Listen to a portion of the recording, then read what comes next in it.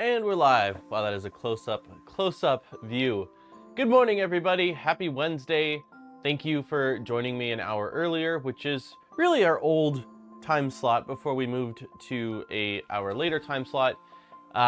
Erin works today, and normally she's like the late shift, but today they have her coming in a little early, so we have an exact 3-hour cutoff. And to give us the best chance of wrapping up the box turtle build, I figured we probably would need the 3 hours, so here we are. Also, apologies in advance. I am a bit more tired than normal. This week has been absolutely nuts.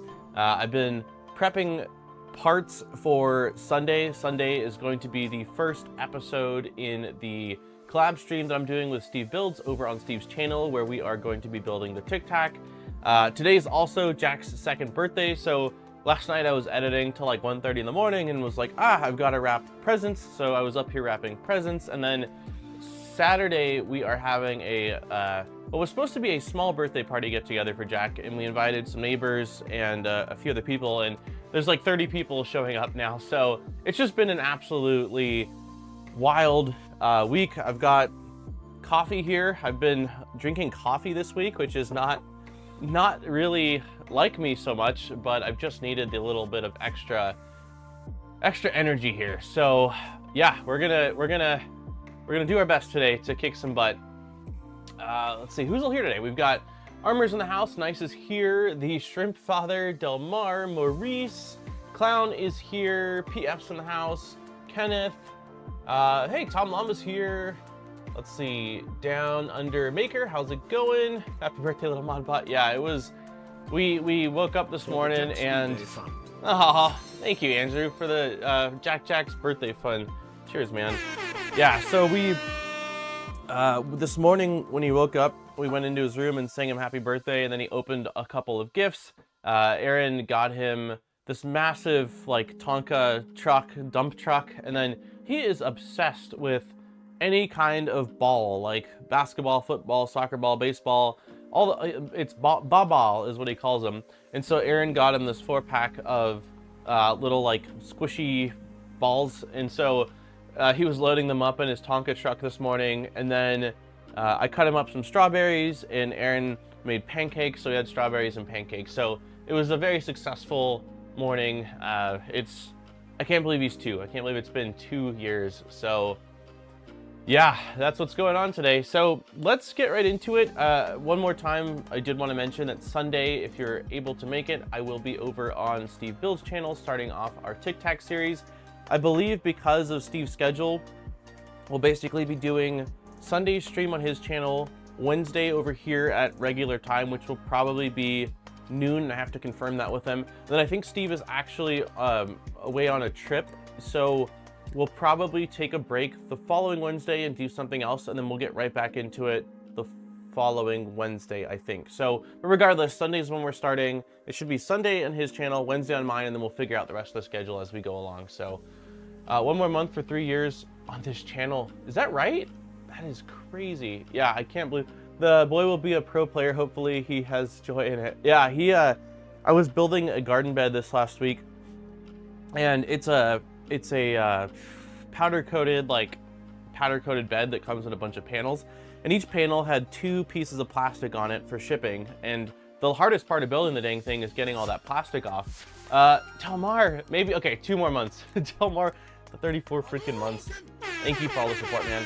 So yeah, I was peeling off the plastic, and Jack was out there with me, and I was crumpling them up into a ball and giving them to Jack. And he was like, originally I said, hey, can you put the trash in the box? But after a couple times, he started throwing them in the box, and I was pretty impressed with how many shots he made in that box. Like, I'm pretty sure if I was shooting those shots, I would have made less shots. So yeah, when he's got a little basketball court, a little, like the little Tykes plastic one. So when he's older, I'm already thinking like, I've got to get a basketball hoop for like the driveway or something. I had one growing up and spent so much time with the neighbors playing horse and just shooting the ball. So he definitely is a massive fan. It doesn't matter what the ball is, it's going in the hoop. Like his football, it's going in the basketball hoop. So let me bring you guys up to speed on kind of what I've done here with this build since last week. The main thing was finalizing the FilAMatrix mod. which is the toolhead upgrade. Man, it's gonna be rough. I've got the FL Sun S1 on the ground here because I'm working on a video on the open source firmware that came out for it, and it is super heavy, so I moved it just enough to get out of the way, but not enough for it to not be a little bit of a nuisance. Nice with the 5 gifted memberships. Thank you, buddy. Let's do some sound effects. Let's do squirrel and a cheer. Thank you very much, man. Hey, zombies in the house. So let's zombie. I don't know if you saw it. I gave you some love on the not the Delmar, the Doron Velta video. So hopefully that sent some people your way, man. Okay, so this is what looks like a stealth burner, but it has had, and this is going to be very tough for me to get a good shot for you guys. So let me move this whole thing. Give me one sec, y'all. That'll do, I think. I wish you could see this S1 just sitting on the ground here. Okay, so this is a converted, we have autofocus on, don't we? That's why it's doing weird stuff. That is exactly what's happening. Bear with me here. I have that on. Nice, okay. So this is the FilAMatrix mod. It looks a hell of a lot like the stealth burner because it basically is the stealth burner with a few modifications, one being an in toolhead. Hey Liz, happy birthday, Jack. Thank you so much. He's out. Mom had a doctor's appointment this morning for, I think it's just her regular checkup that's either bi-weekly or monthly right now for the baby. So Jack's with her at that, but I'm sure when he comes back, he'll pay us all a visit. So looks like the stealth burner. It's been upgraded. The main things are there's a toolhead sensor, and you probably can see it on the left-hand side. We have got a cutting blade. So I'm not gonna lie, this part of the install, or this part of this process, was probably the most time-consuming section out of anything. And the primary reason was I kept having issues with the cutting blade, basically where the trigger, when it was compressed, was sort of sticking. So it would go in, it had no issues cutting, but it's supposed to fully release to clear the pathway of the filament, and that just wasn't happening. And so I probably took this apart and put it back together, I don't want to exaggerate to you all, but I mean, realistically, somewhere between 6 to 10 times. And each time I would try something different, like loosening screws a little bit, filing down a little bit on the pivot point. And I'm not exactly sure what ultimately I did in the end that made it work better, but it took some time. I ended up having to cut, so I think the guide calls for, it's either 26 or 25 millimeters. Let's take a quick look. 1 second here. Here we go. It's one of the last steps, I believe. Maybe it's not. Here we go. Nope. There we go. Yes. So it calls for 26 millimeters, and I think I had it at 26 millimeters approximately. But the issue I was running into was that even when the knife was fully decompressed, if the filament was fed in at a certain angle, it was grazing the tip of that blade. So I ended up having to shorten it a little bit more than 26. I think mine's probably more like 24 or 24 and a half, but I got it all working. So everything should be good with that. And we've got this little post here, which maybe you can kind of see. Let me see if I focus in on here. Let's see. Oh, come on. Let me put my finger here so I can focus on it a little bit better. Oh, that is in focus. Yeah. So this guy right here should be lined up with the blade. Blade. And it should be, there's like a little hole on the blade, and that should compress the blade. Yeah. So that is kind of what I focused on. What did I do? I turned on the printer and made sure that there was no smoke as far as like the Nighthawk board goes. It seems like everything's fine. So hopefully today we're basically plugging things in and going through the calibration process. Waiting for my new PCB toolhead from Piopoly. 3D Jake delayed again and delivery of my... Oh no! Sorry to hear that. Hey Lisa, mid cleaning, nice. Yeah, we've got some cleaning to do before this weekend. So the things I want to start by doing is this cable. Let's see if I go further out. Yeah, this cable, which is the incredible Jack soon to be Big Brother Supreme. Welcome to the terrific twos. Lisa, hold on, let me pull up Stream Elements because it doesn't show up in chat. 1 second.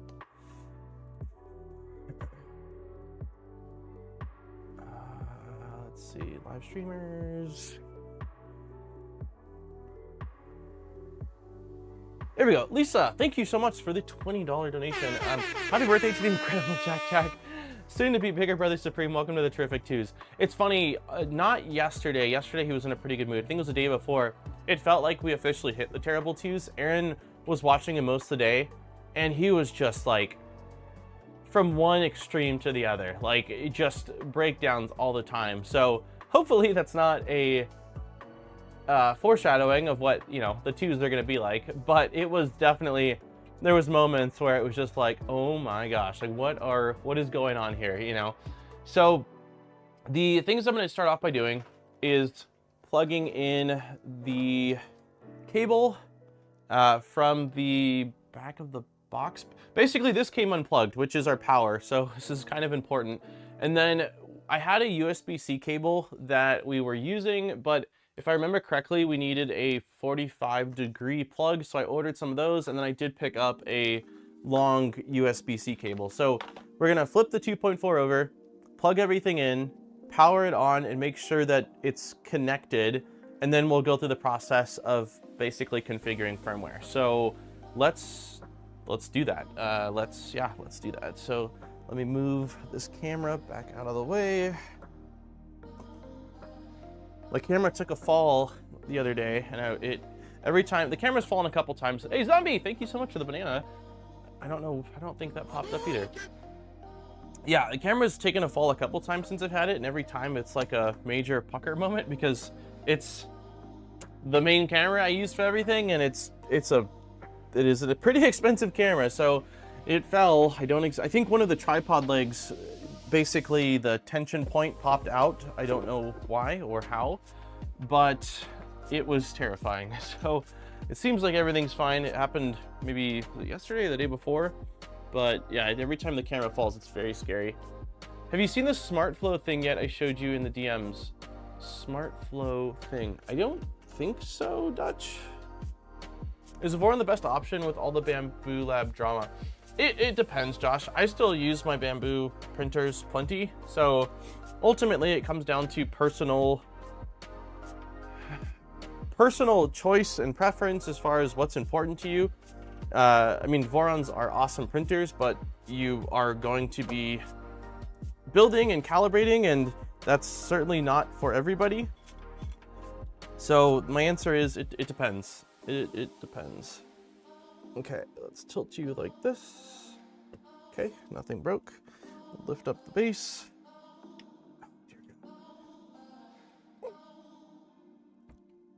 Okay, so let's change camera angle to the underside of this. Let's turn this towards you all so you can see it. Do you think Vorons are future-proof? Future-proof. Well, I mean, man, what a question. So I have had Voron printers now since the V0.1 launched, which was before we moved to Idaho, so I'm gonna say 4 years ago. And so far, everything has been upgradable, like from one version to the next. Yeah, there's things that need to be swapped out. And I think that's fairly embedded in the ethos of Voron. So I anticipate that's going to continue to be a thing. So I'm gonna say yes. I of course have no idea long-term, like what's really in store for Voron and how things will stay the same or how things will change. But generally speaking, that has been the rule.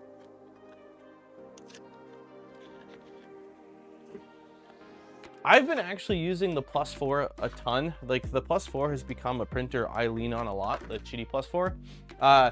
Zombie made a post the other day basically about ABS or ASA, that it's inconsistent on the first layer.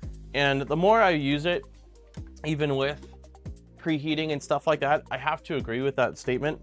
I'm heavily debating on adding beacon to the Plus 4 because I think that is really, is this gonna be long enough? Yeah, that should be plenty. because I heavily think that that's sort of the missing piece of the equation, that if it had beacon so that its starting layer was consistent and not having thermal drift, I really have very little complaints about the machine at all at this point. So yeah, I do really like that printer. I mean, I used it for all the Door on Velta build. I used it for all the the Tic Tac build. I used it for most of this build. Yeah, there's definitely some elephant footing happening. I think it seems like the only way to get truly consistent first layers. Yeah, I definitely got elephant footing on the Tic Tac parts, Zombie. I was playing around with it and was like thinking about your comment, and I'm like, no, Zombie's right. It does, even with the heat soaking, it's still not a foolproof solution. So, okay, and then the last thing I need to replug in is this. We were powering it. I'm gonna have to route these probably nicer so that way they don't get pulled out, because that's certainly not something we want. But I'm trying to remember on the Octopus which ports are always on. I want to say it's the ones that are farthest to the right in this direction. I don't know if, can anyone see this? Does anyone remember? So like if we're looking at this, I realize that there's not a whole lot of lighting, and I apologize for that.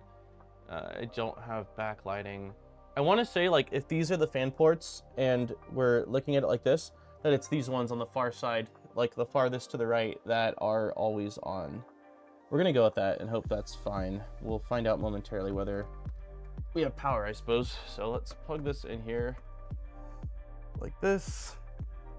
And then we've got two cables. So we've got basically our USB-C and our power, and we are going to connect these to Box Turtle. So where is our board?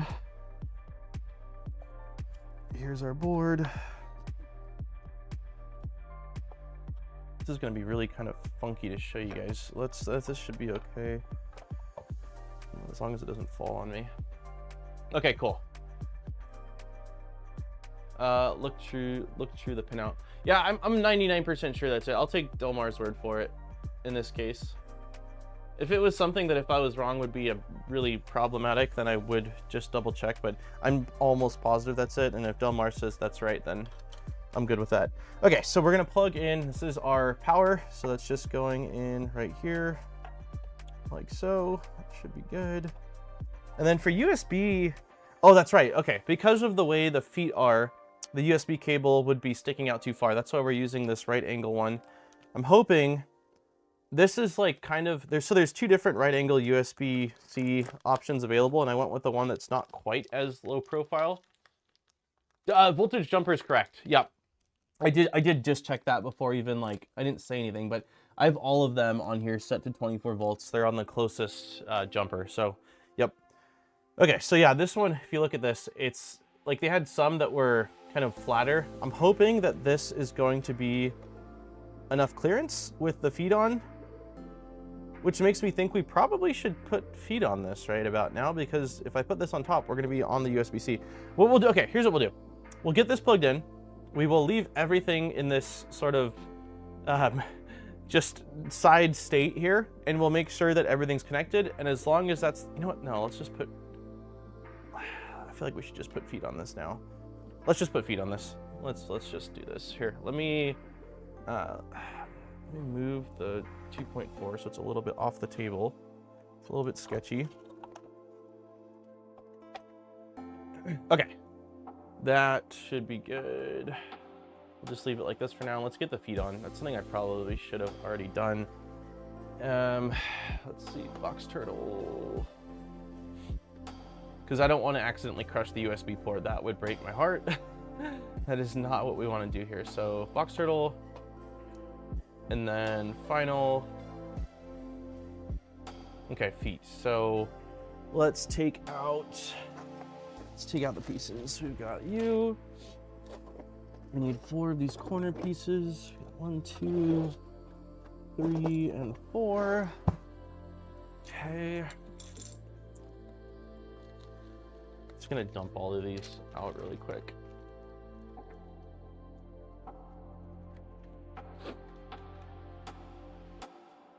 Lisa says this hobby is expensive. Just want to have a sponsor. It is expensive. I mean, especially if you're trying to do all the different things. When I was just actually talking about this yesterday, that showing things off on the channel is constantly a juggle for me between, I have a lot of companies that reach out, and let's see, M516 is what we need, and I have 3 of them, so we need a 4th. Is this the 4th? It is. We got those.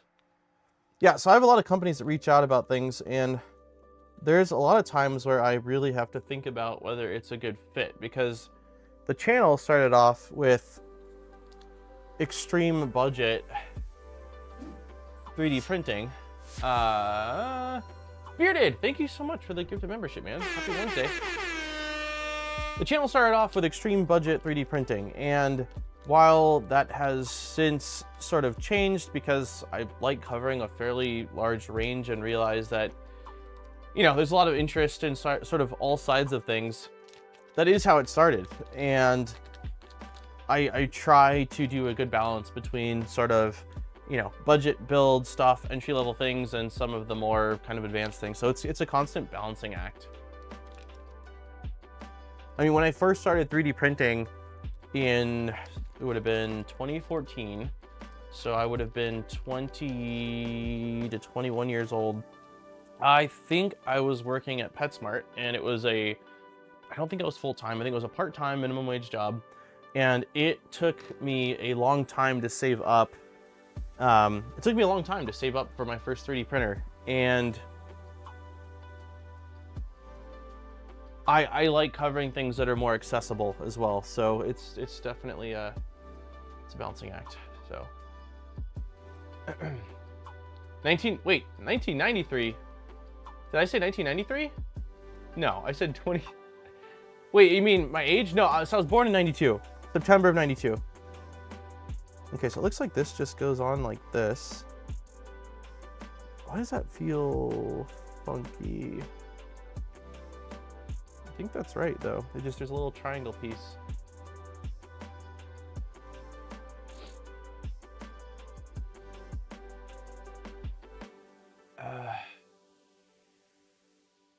Yeah, okay, so let's do this. Sorry, like I said, my brain's a little bit foggier than normal today just from insufficient sleep. Let's see, I need a driver. But yeah, I mean, so prior to 3D printing, I mean, a lot of people here I don't think followed the channel prior to me doing 3D printing because it's such a long time ago. But I was doing video game modding and repairs. Is that right? I don't know why the okay, we'll tighten this down and see how it goes. It feels a little off, but it seems like that's the only way it could go. Yeah, so I was doing video game modding and repairs, and the channel had absolutely zero sort of sponsorships for quite a long time. This is gonna be fun to fit in here.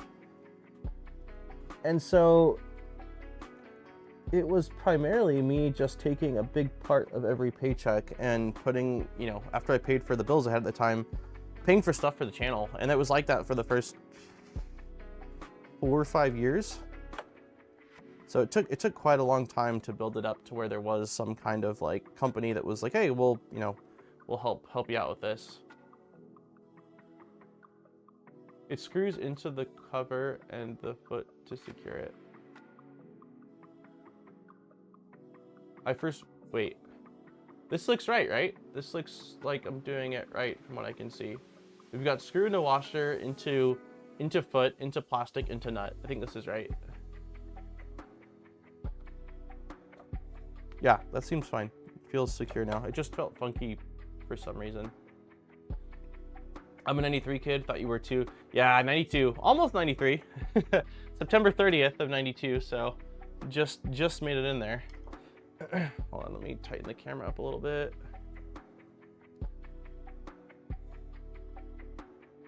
Yeah, one thing too is like when I started on YouTube, I think I was like 17 years old and I'm now turning 33. So I've been here for a really long time. And when I started out on YouTube, I had zero intentions of like actually having a channel. I've mentioned this before, but like I was a very mischievous kid. I was getting in quite a bit of trouble, just wasn't doing the right things. And I found YouTube as an outlet. I got really interested in video game modding and repairs and stuff like that. And nobody in my day-to-day really cared about it or understood anything I was talking about. And so I went to YouTube. This is gonna be difficult. I'm gonna go around so I can see what the heck I'm doing.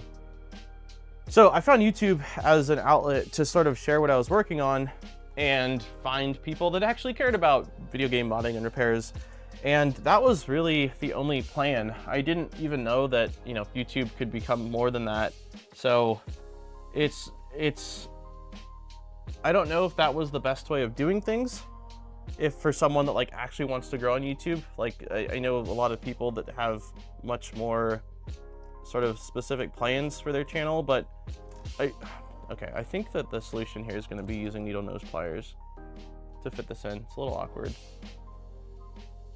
but it did at least make it where, since I had no goals and no intention other than just sharing the things I was learning, it really set up the channel for just a lot of fun with no real benchmarks of what I wanted it to do or what I wanted it to become.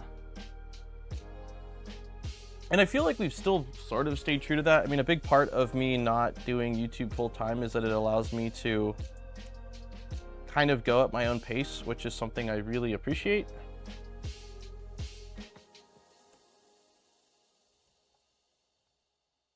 Okay, this is not fitting in there. I did it. Okay. Yeah, a little bit awkward to get these started. And then I don't want to over tighten it because I don't want to break it.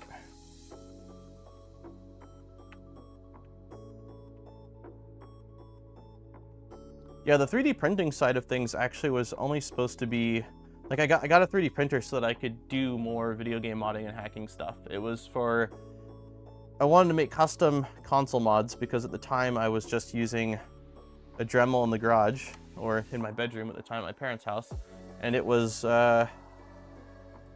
pretty rough. And so when I discovered 3D printing through a friend of a friend, I was like, cool, this will allow me to do more mods, like more complicated ones, things that look cooler without having to just use a hand tool. And then I got a 3D printer and it was awful. It was so bad. Like everyone that complains about printers like today, I'm like, oh gosh, everything that we have is so much better than what I started with. But yeah, it was so bad. And I spent so much time like learning about 3D printing to even just get mine to do anything at all, which required both firmware and hardware mods, that I became kind of obsessed with 3D printing, and it just completely shifted the scope and direction of the channel to become more of a 3D printing thing. It's always the people with no intentions and organic growth that make the best YouTubers. Well, I appreciate that.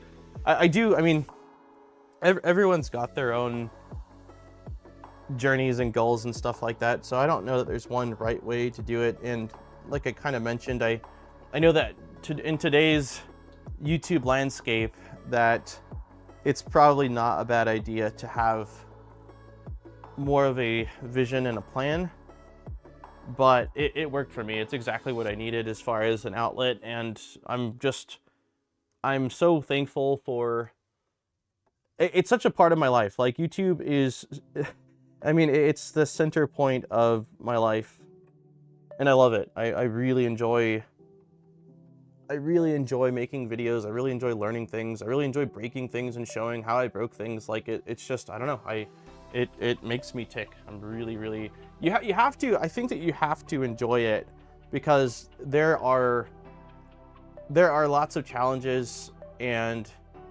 there are times and days where you won't want to continue making videos, but if you, at its core, really enjoy it and love doing it, then I think you'll push through that, all the difficulties. The years of Marlin, yeah. I mean, it's funny because yesterday, I mean, I think most everyone here knows, but like I work full time for Lightburn.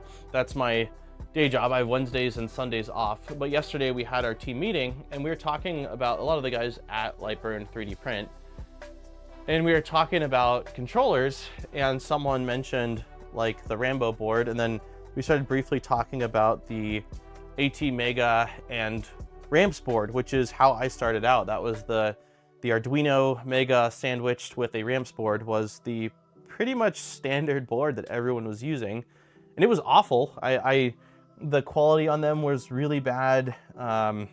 There was plenty of times where I would hook up the printer, turn it on, and the magic smoke would come out.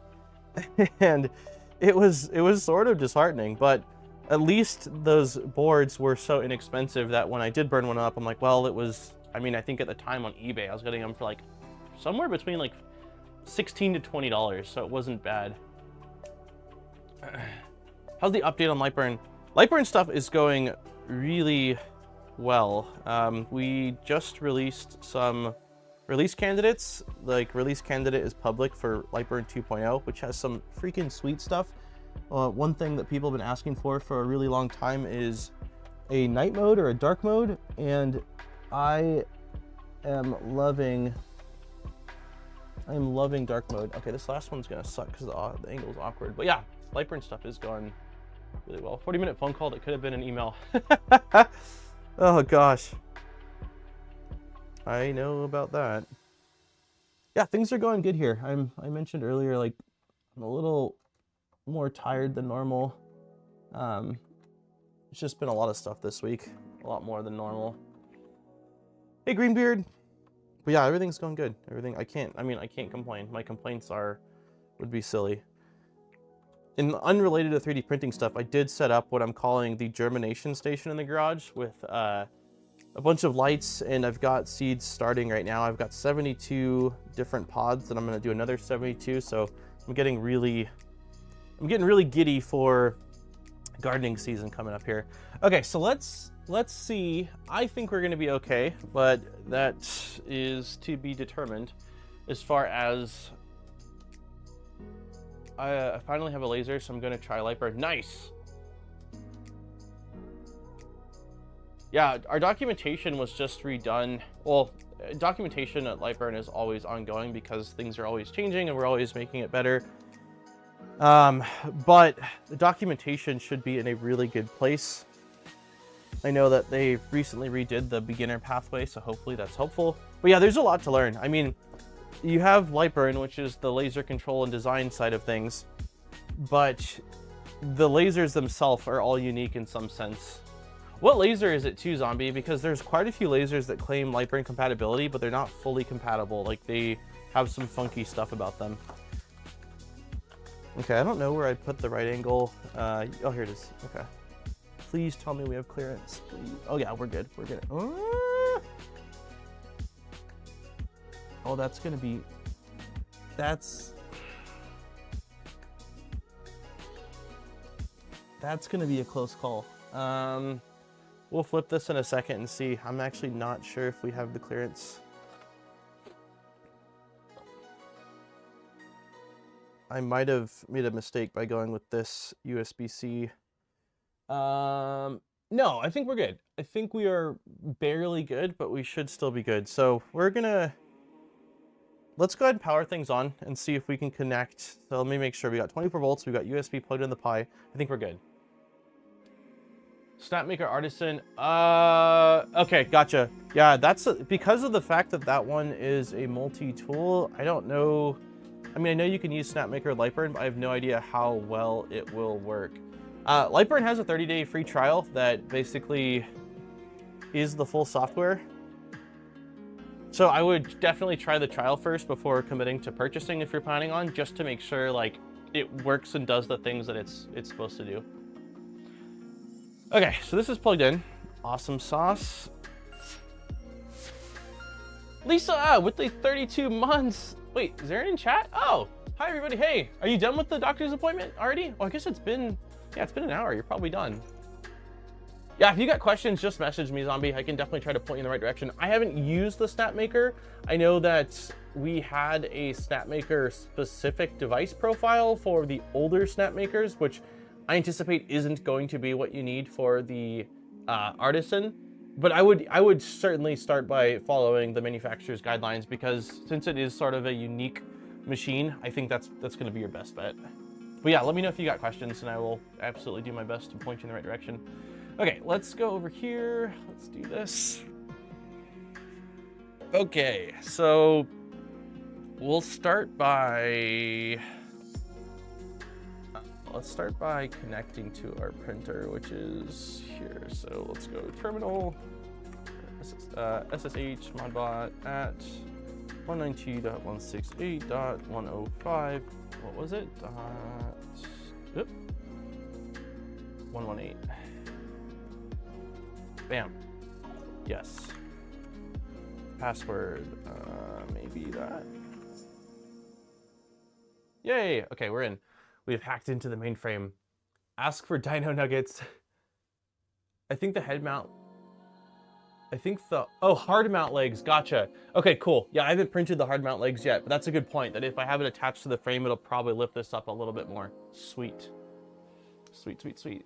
They have a Snapmaker Artisan 40-watt view. Okay, yeah. The LB dev files, those have I have a feeling it's probably the old LB dev file, where, if I'm not mistaken, the new LB dev files have even more data. But yeah, the LB dev file is basically the device config. Like if you think of, like, okay, let's use Orca Slicer. So it wouldn't have any of the like material settings associated with it, but it would have all of the device parameters. So like firmware, build volume, origin, stuff like that. So you just click import in the device list, and then the only things you should have to do is obviously input like material settings and stuff like that.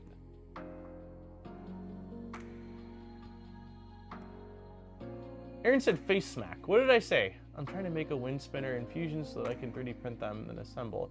How could I create the 35 pieces in Fusion? That is a very loaded question. I don't know how to answer that. Aaron wants to know what you want for snack time. Gotcha. Whatever is clever. I've got coffee and a chewy bar up here, so I don't know if you're gonna grab something, just something small that I can eat easily while I stream. Okay, so let's see.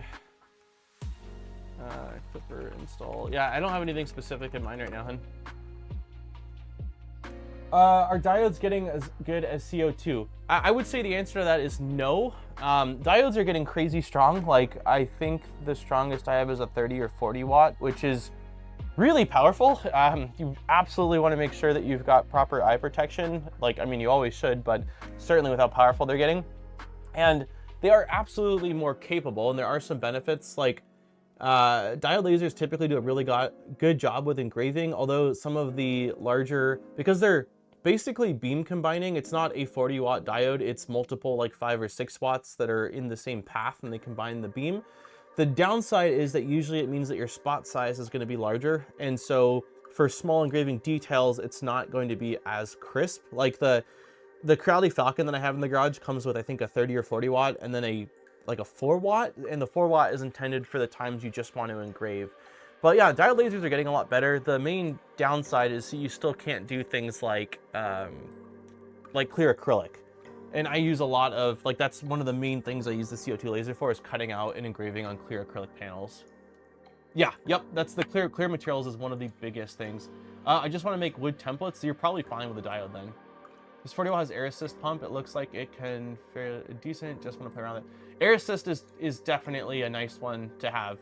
You'll get much cleaner cuts, and be able to cut more effectively. So, okay. So the thing I don't remember offhand, which is, there we go. This command, the lsdev. I'm curious to see if we see. Oops, I think I screwed that up. Oh wait, yeah.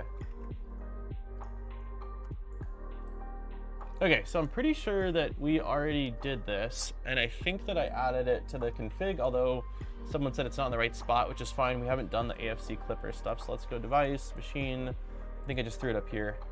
Yes. Okay, so we've got our MCU. So let's go to our documentation, and let's go here. I want to say, where were we on this as far as... No, it wasn't final. We did this.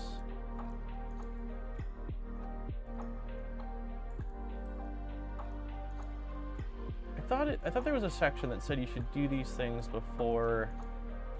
Was it just the flashing? Like, since we already flashed it, are we good to basically move forward?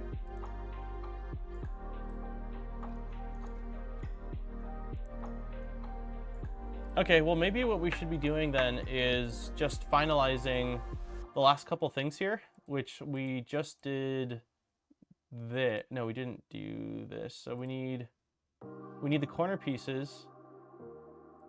I kind of am fine with just leaving the corner pieces off for a second, but we should probably do this at least, the feeders. Do you have any of the teaching turtles here? I don't know. I don't know. They've definitely popped in previously. Greetings from Mexico. Hey, Mabot, what do you think about installing a sailfish and clipper hot end on a peak PPI on the KP3S? What is a peak PPI? I mean, the KP3S is a pretty solid little cantilever printer, and I think that I've never used specifically, what was the I've never used sailfish and a sailfish and clipper hot end. I haven't used sailfish, but if I'm not mistaken, sailfish is the extruder, right? I think that's an extruder.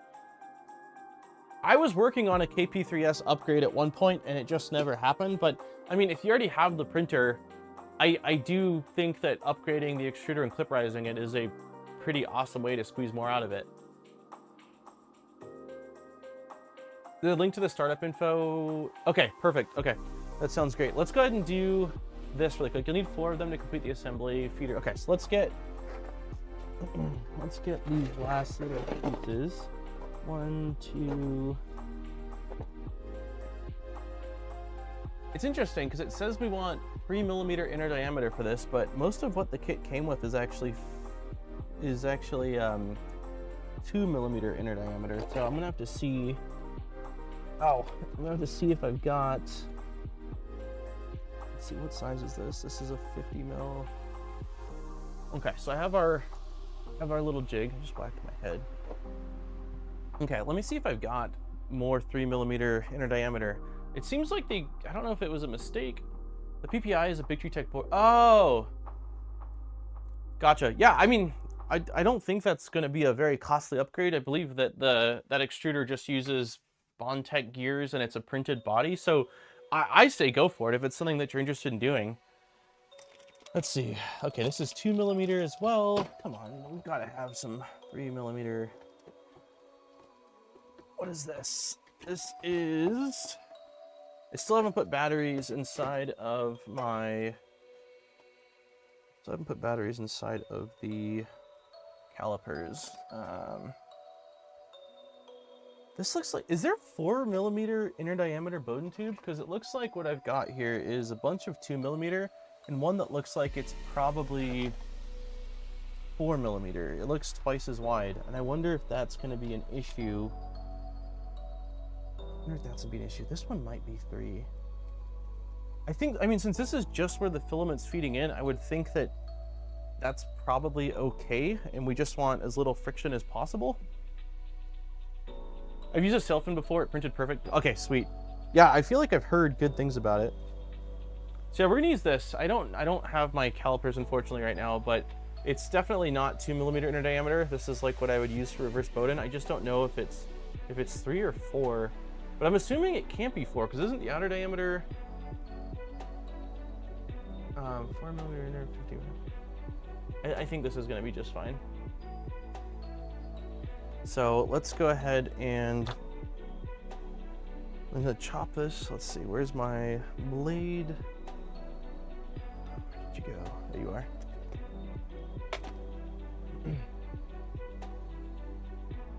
Yeah, it's probably the right stuff. It just, for some reason, looking at it next to 2mm, it looks like it's almost double, but I don't think it is.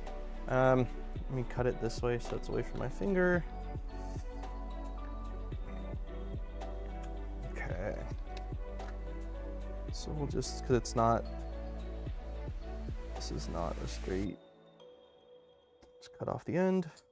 Cool. Okay, so this little jig is from the STL files that are in the repository. So looks like if I push it all the way to the end here, this longer one is 50 mil. Got slightly shaky coffee hands right now, but I'll do our best. Hey, Adam.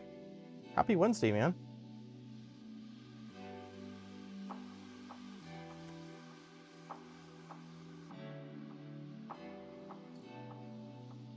I mentioned, hey, Delmar, if you're still in chat, I mentioned you in the Doron video as well, because you're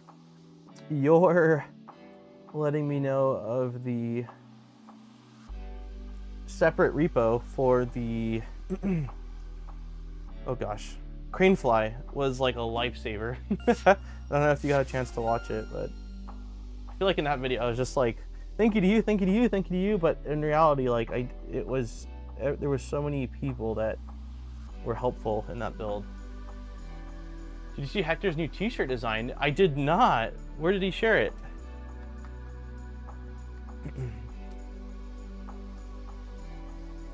It is advised that these be removed from the box drill anytime that needs to be set on its back. Okay. Just reading really quick here. All right, so we've got our little Bowden guide tubes, and we're just gonna shove these inside here, and it feels like that was probably fine.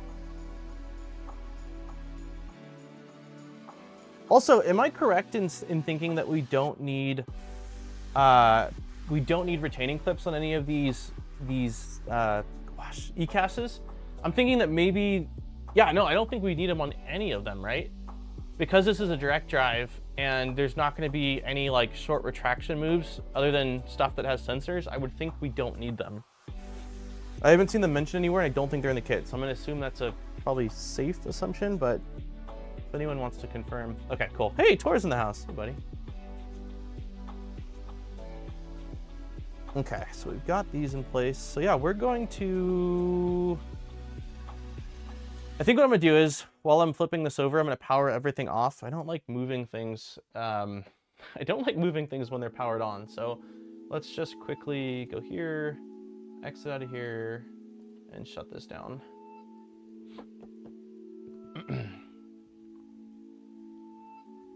Hey, medic.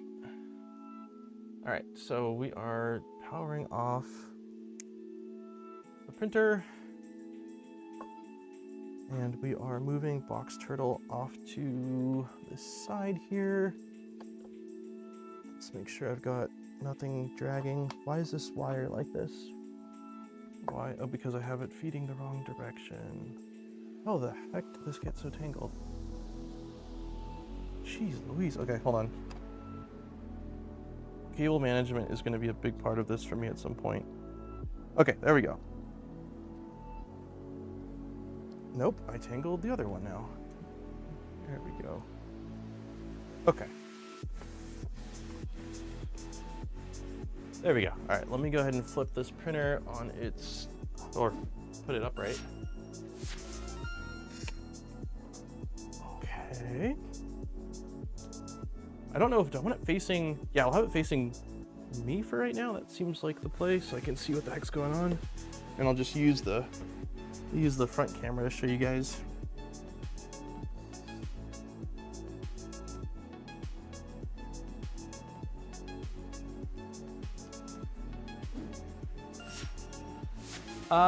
What's going on over here? Matt, thank you for the 28 months of education. I appreciate that, man. Thank you so much. Hank, thanks for becoming a member, man. Cheers. Welcome.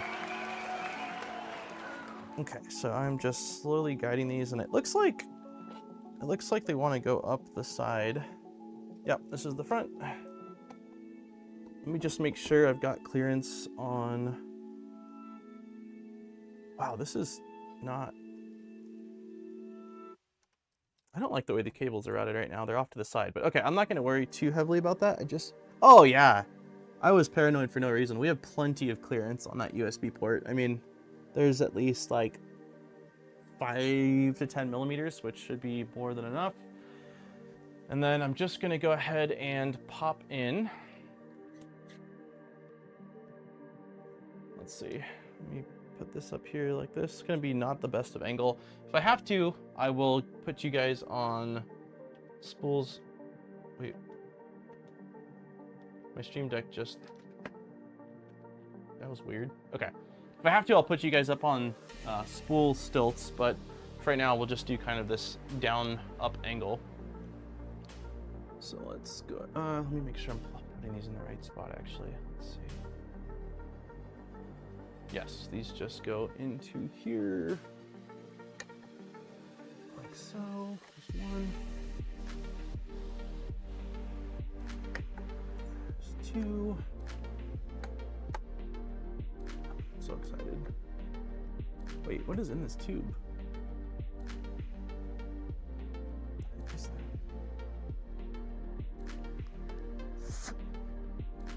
Huh. Was I supposed to, did it mention anything about cutting or no, it doesn't say that these need to have a, like, a chamfer or a yeah, chamfer to them, so. Okay, that's in. And that is in as well. Sweet. Okay, let's get this booted up again, and then I'll check out chat really quick.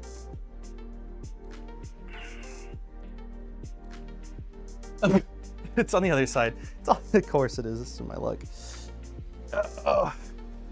Doing the limbo under cables. Here we go. Here we go. Bam. All right, we are powering up. Okay.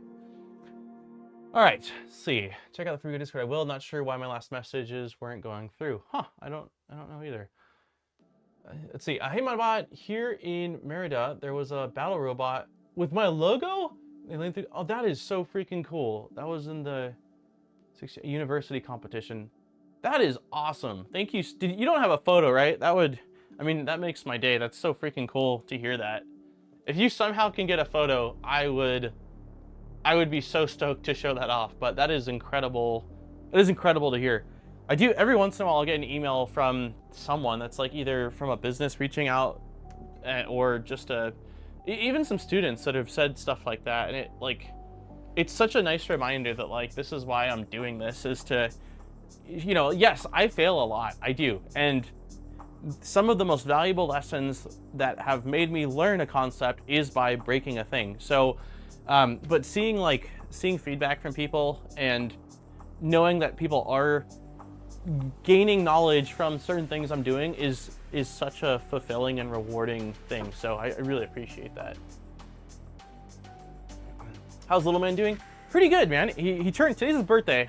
So he turned 2 today, and he got a Tonka truck and some squishy balls and a little Hot Wheel. So mom's got work early today, so I'm gonna be playing. There's gonna be lots of Hot Wheels and ball throwing in the living room today. But yeah, he's doing good. Just getting too big. That's the only complaint I have, is the kiddo is just getting too dang big.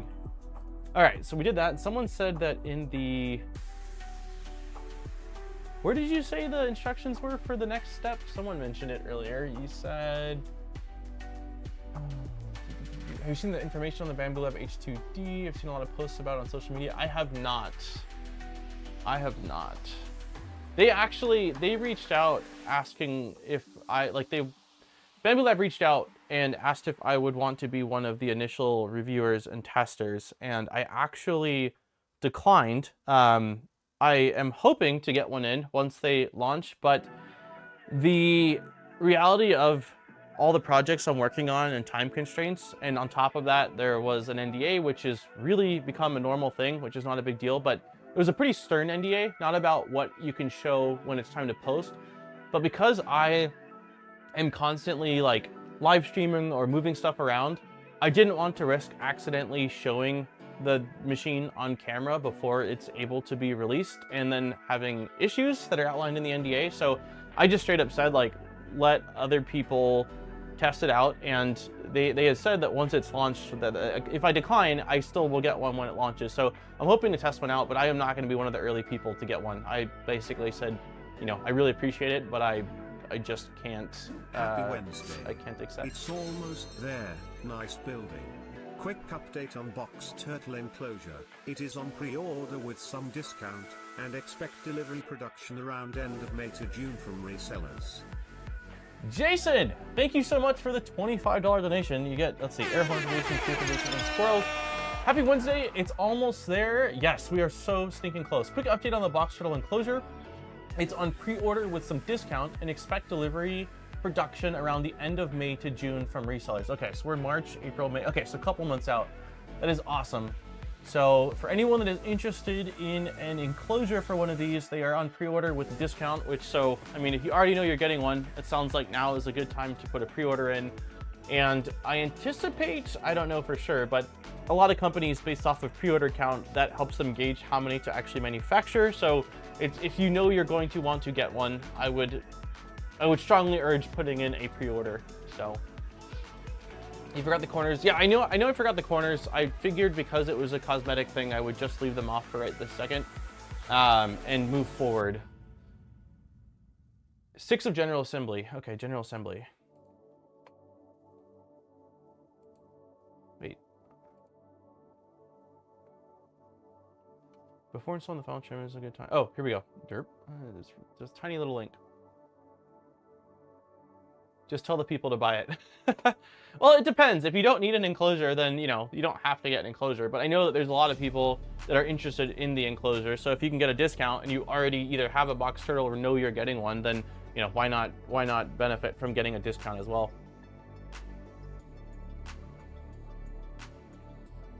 Okay. The following guide will help you. Okay. Calibrate, tune existing printer extruder. Ensure you calibrated the printer and extruder before printing. Okay, so we haven't changed anything with the extruder or the hot end. That's not as far as like, it's the same clockwork, it's the same hot end. So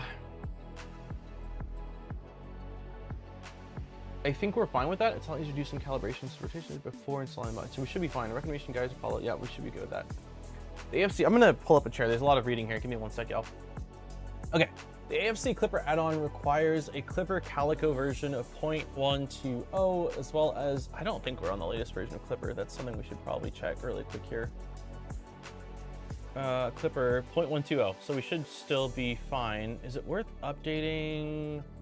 I don't know if we'll have to reflash Nighthawk. Fun building with occasional squirrels. Thank you for the 30 months, RS. Yes, lots of, there's the squirrel.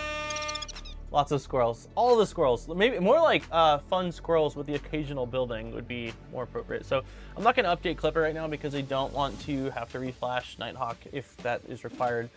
If you are on PF, you guys with the 10 gifted memberships, thank you so much for all of the continued support. Really, it is absolutely incredible. Thank you, PF. Okay, if you're on Clipper and Calico 12 but running Clippy bin Python versions, return to version 2.7. But running Clippy environment bin Python version. Oh, okay. So let's try that. So let's do one more time here. SSH modbot at 192.168.105. And why do I forget what the heck it was? 118. Oops. 118, there we go. Password, yes. Okay, so let's run this and see what version of the environment we're running. 2.7, you can recreate it with the following. Okay, so we need to do this.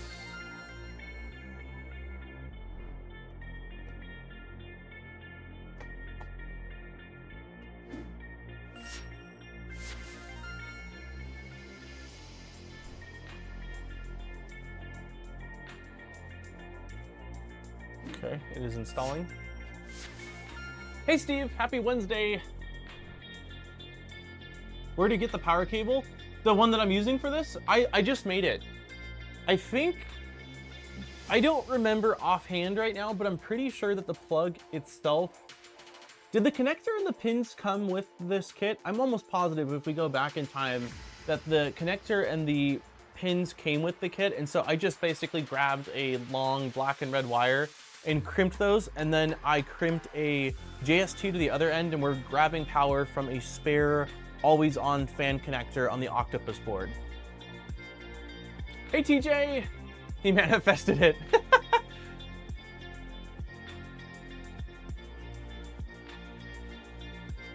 All right, so that should be sudo service clipper start. Is it doing that? Or do I need to hit enter? I'm gonna hit enter. Okay, no, it's doing the thing. It's restarting the service. Now's the perfect time for you to go back to check on that t-shirt. I'll check after. I'll check after. That's what I did for mine. Works perfectly. Nice. Also, hi Tuxedo. Okay, so we are good. Yep, printer is looking like it's up running. After recreating it, you may need to reinstall any custom add-ons. I don't think I had much extra on here. Requirements before proceeding the next step. So we can just double check, I guess. I had backup, meshing and purging, which is now part of, man, yeah, we built this before adaptive meshing was in Clipper. But yeah, I don't think we have anything else that's too crazy special that we're gonna need.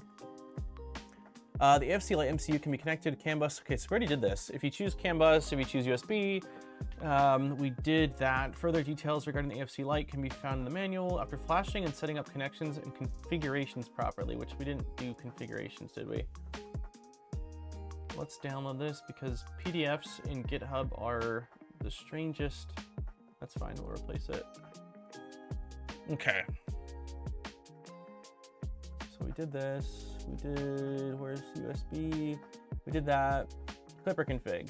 Clipper config and other software you need can be found on Armor Turtles AFC. Okay, so let's go here. Automated film control. Clipper plugin is used. Usage instructions to install the script. Okay. Further information to install the plugin. Usage instructions can be, okay, installation. To install, we've got that, Should be installed on Raspberry Pi. This can typically be accomplished with the following commands. Okay, let's try this. It's already on the newest version, perfect. Python 3, which I'm assuming is what we just did. There's a little plugin, you can use the following commands from the home directory. Okay, so we'll do C, well, we should be good. We'll copy this. Cloning. I tagged you in the message on Discord. Okay, I will check. I'm gonna really quickly change the camera to me because I just, with Discord, don't like accidentally showing things. If there's a conversation. Okay, Fabrico, I have way too many. The hangout spot.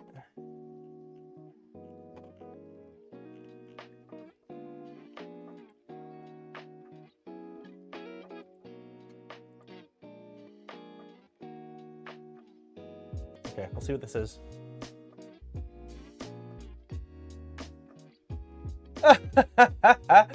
That is awesome.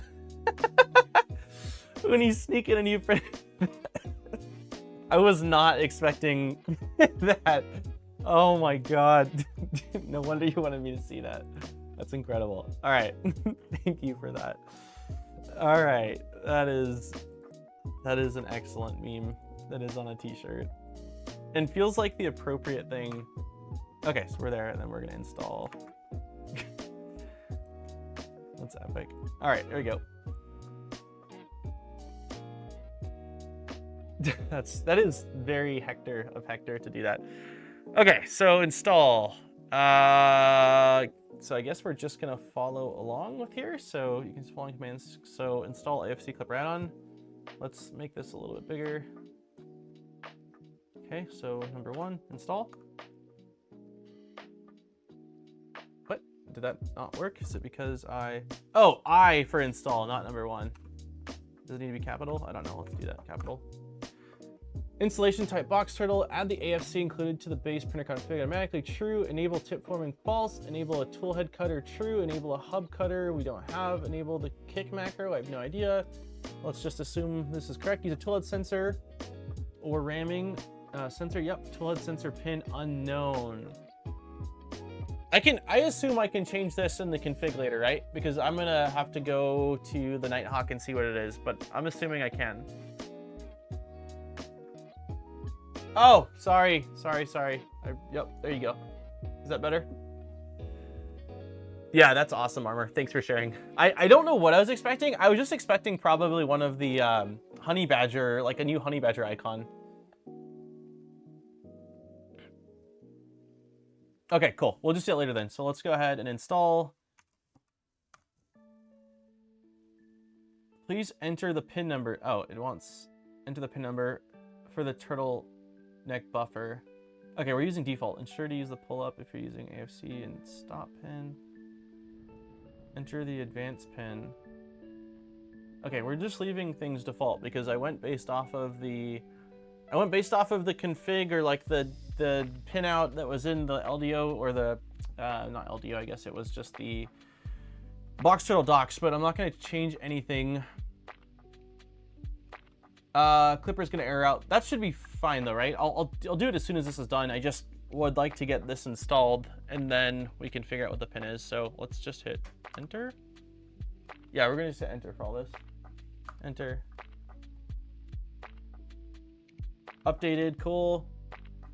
Ensure you want either CAN bus. Ensure you enter either your CAN bus or, okay, cool. You may quit the script now and return to the main menu. Awesome. Okay.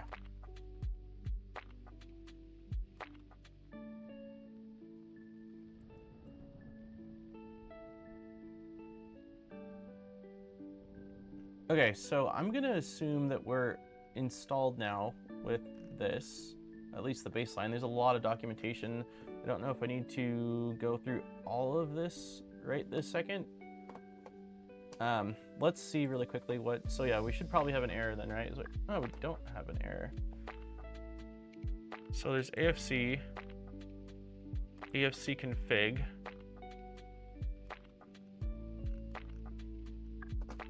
Where did it just tell us to printer data config?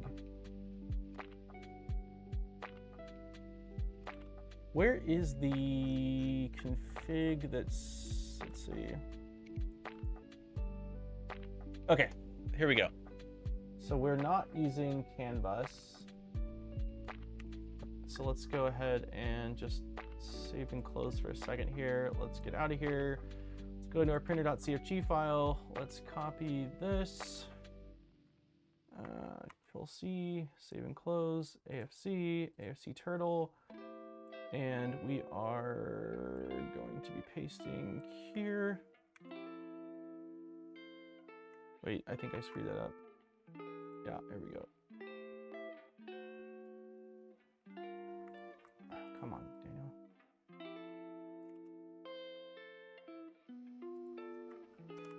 Okay, so we've got that. And then the other thing I'm guessing we need to just keep on going in the initial setup guide. It has, oh, okay. Okay, I did at least do that part of it though. So it's the flashing AFC light board. We did that. Further regarding the AFC light you found here, after flashing and setting up connections and configurations appropriately, you should be able to obtain the CAN bus UID and serial. If using B, please ensure you have these values where you should cool. Make note of the toolhead sensor pin. If using FilAMatrix and you're using a toolhead end stop, make note of what MCU pin these sensors are. So let's go Nighthawk. SB documentation. Pinout. No, we're looking for this, and I went with this. So GPIO 28. Can we use that port for a limit switch, or do I need to go? I just realized I used the thermistor port. I probably should have used the XY end stop. Is that gonna be an issue? Almost ready for the part of this building and I'm not looking forward to it. Yeah, I plugged it into GPIO 28. I guess I didn't realize that that was meant for a thermistor.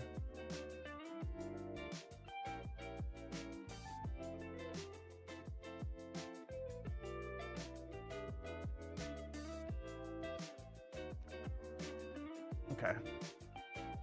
So that's GPIO 28.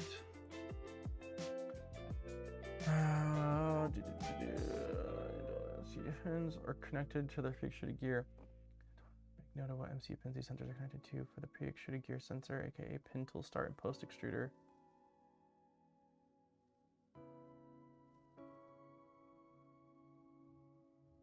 I use GPIO 10, not sure if 28 will work. It should make a difference, just has a pull-up value that's different. Okay. Yeah, I'll leave it for now and see what it does. The thing that I'm confused about right here, though, says, if you're using FilAMatrix and using toolhead end stop sensors, make a note of the MCU pin sensors connected for the pre-extruder gear, which I only have one sensor. And I'm trying to think right now, I want to say it's pre-extruder, not post-extruder. If you do not have a native toolhead filament sensor, you can either use an inline filament sensor. Okay. Okay, so we did that. Default options are part cut and format can be used if you don't know what to choose. These are all changed later by editing. Goal. After installing, please ensure you update the following settings. Yeah, so AFC hardware.cfg.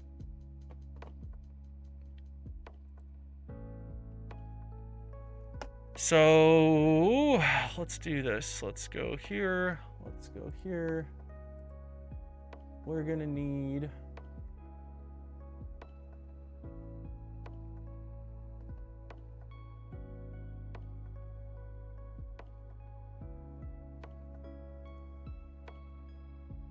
one second here. Let me check if I go down to my extruder.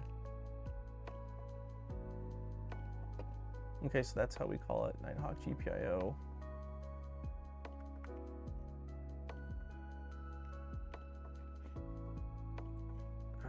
AFC, where did it say it was? AFC config.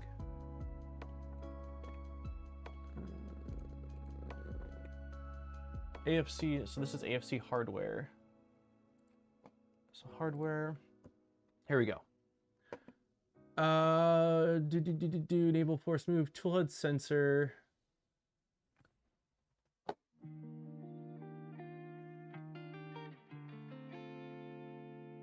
It's pre. Okay, cool. That's what I thought.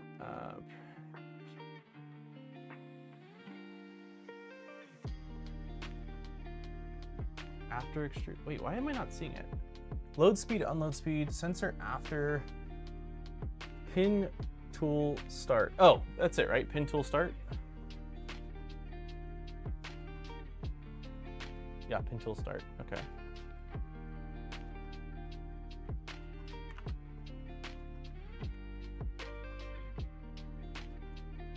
And we said that it was GPIO 18 is what we're trying. 28.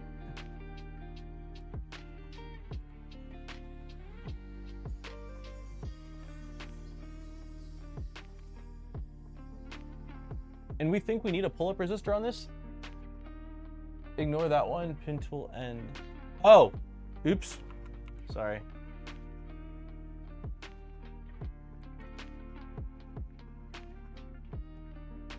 But yeah, since we're using the thermistor port, we think we need a pull-up.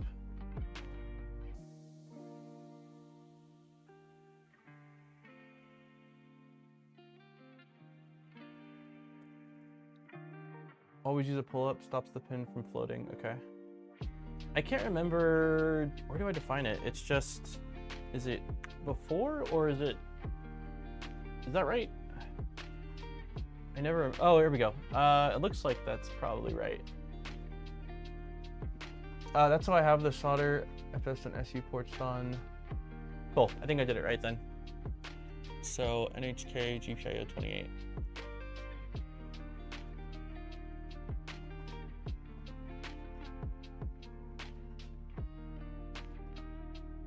Nope, did I screw something up? No.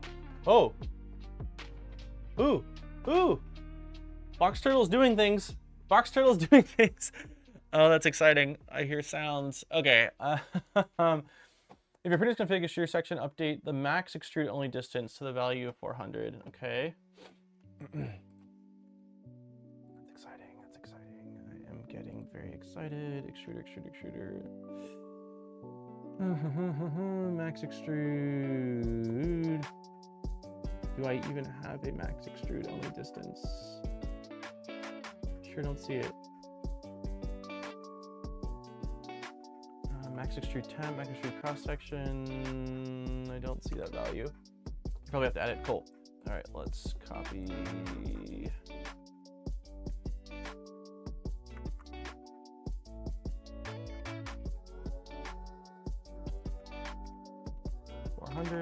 I don't know if I'm not going to restart yet. Reboot your printer and include it in your printer.cfg. This will ensure all modules are enabled. Okay, I don't think I have. It said it already. Wait, did it already add it or no? Shell command main cell cookie, stealth burner camp, nevermore, reshell. No. Okay, so include it in your printer.cfg. How does it want me to include it? Is there, I mean, I'm assuming it's just an include command like one of these, but is it, can you include the full folder or is there a specific config file?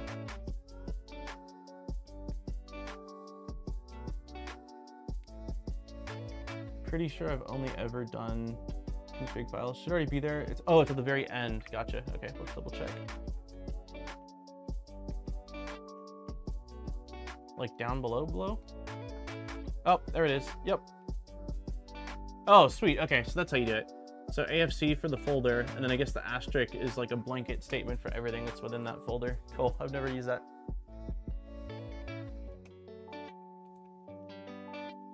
First self-test. AFC will run a self-test automatically in startup, which is what I heard, which will run through the respoolers in each lane.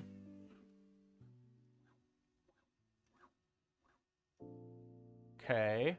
I didn't see anything moving, but I heard things. Should I see the wheels moving when it boots up or no? It just, I heard things happening, but I didn't see anything happening.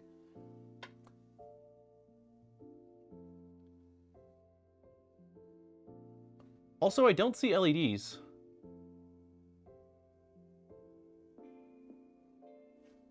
We'll update the lightbox LED indicating status for each lane. I don't see any LEDs.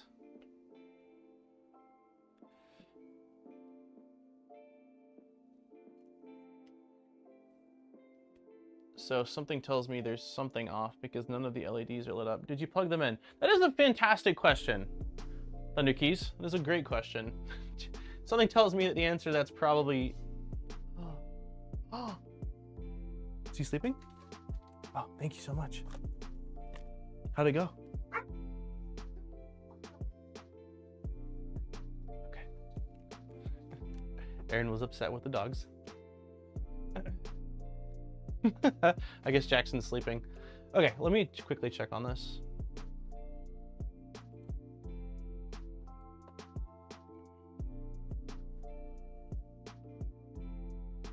Okay, shut down.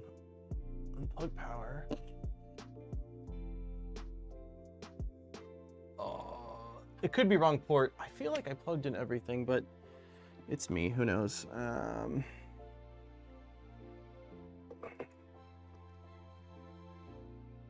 Okay, so the LED wires are daisy chained. No, it's plugged in.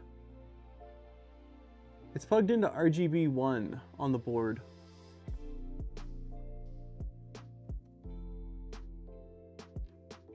Is that wrong? Let's see.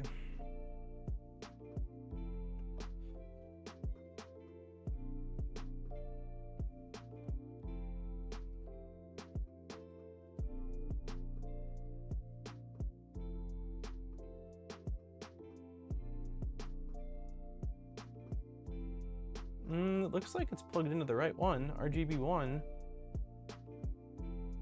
Are all the wires daisy chained?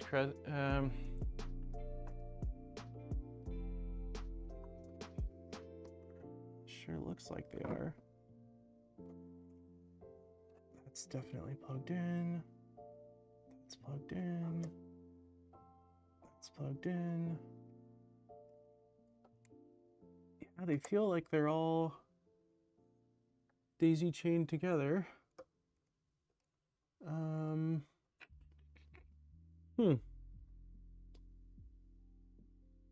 Yeah, no, they're all, let me see if I can show this. let's see. You can't really see that very well. Yeah, you can't. I don't think I'm gonna be able to show it like this very well. Got that kind of green lighting. But yeah, this is plugged in, that's plugged in, that's plugged in, that feels plugged in, and then it's in, yeah, RGB1. So the right here. I can do a restart. Should I reboot the entire, like, should I restart Clipper? Instead of just doing a firmware, just reboot the full system? I definitely hear, like, things are working as far as the board goes, because I hear when I restart it, things moving. Wouldn't hurt, okay. It's plugged into RGB1, which looks like that's correct based off of this. It's plugged into the one that's outlined in documentation. Okay, let's just do a, wait, did I already, oh, I already did that. Okay, so let's put the power off. Okay.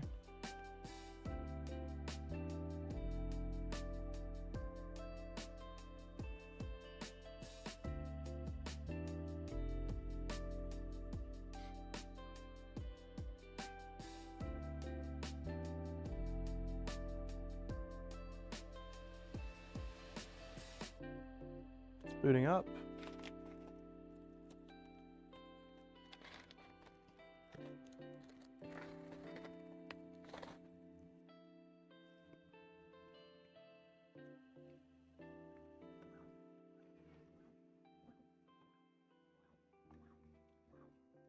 Yeah, so wheels aren't moving, but I do hear, I did hear it go from left to right. Check position of buck and USB switch.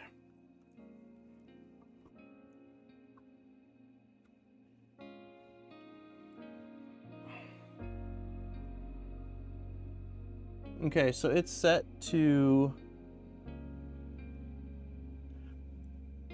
So I see that the switch is labeled source, and then I see it says 5 volts. It's set towards not 5 volts. So whatever is on the opposite side of 5 volts is what that's switched to. And then you said there's also a... What's the other thing you said? Oh, USB switch. Yeah, I did. Okay, so that's fine. They just jiggle, okay. Huh.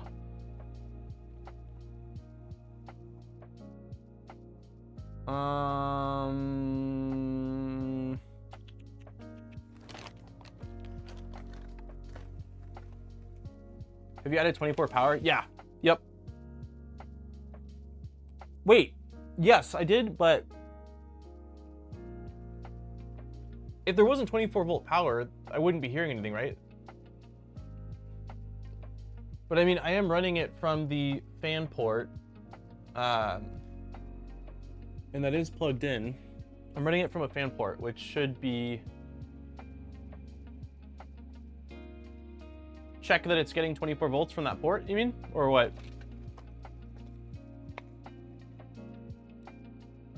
Thunder Key says no.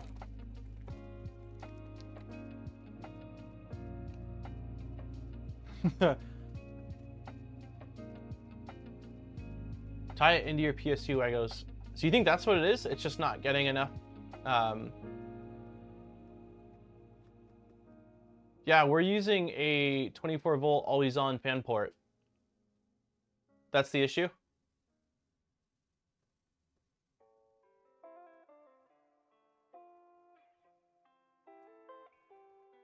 Fan port probably won't supply enough. Fan port is low wattage. Okay.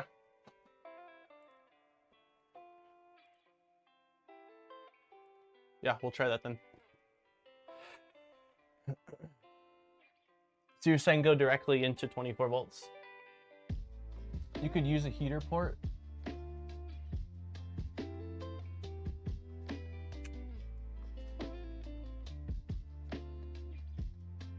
Okay, so let's take this down again.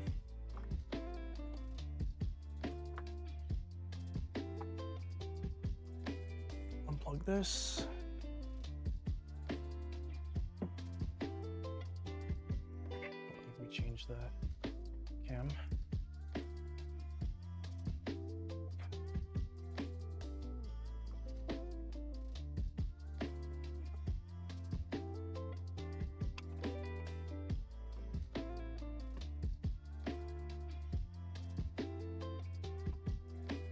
Okay. This thing is not running Wegos. It's running... I think the reason we did that was because there wasn't any free 24 volt ports on the power supply, and it's an LDO kit, so it's running whatever these, I don't know the name of these DIN connection rails are called.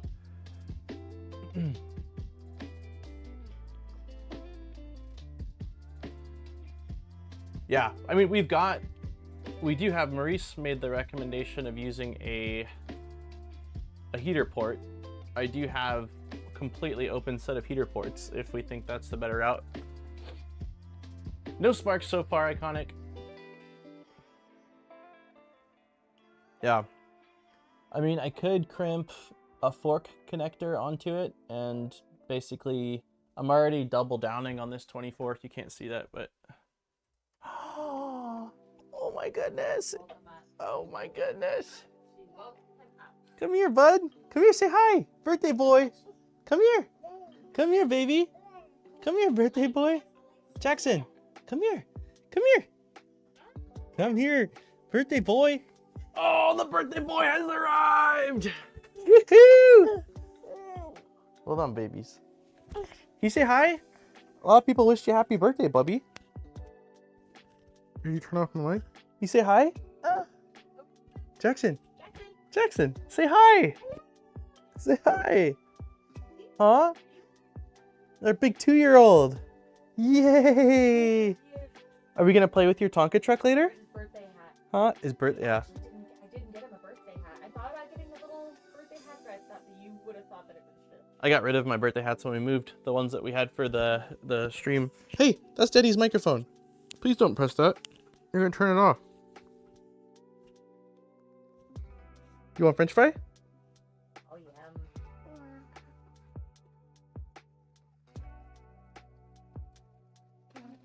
So the equipment did go good.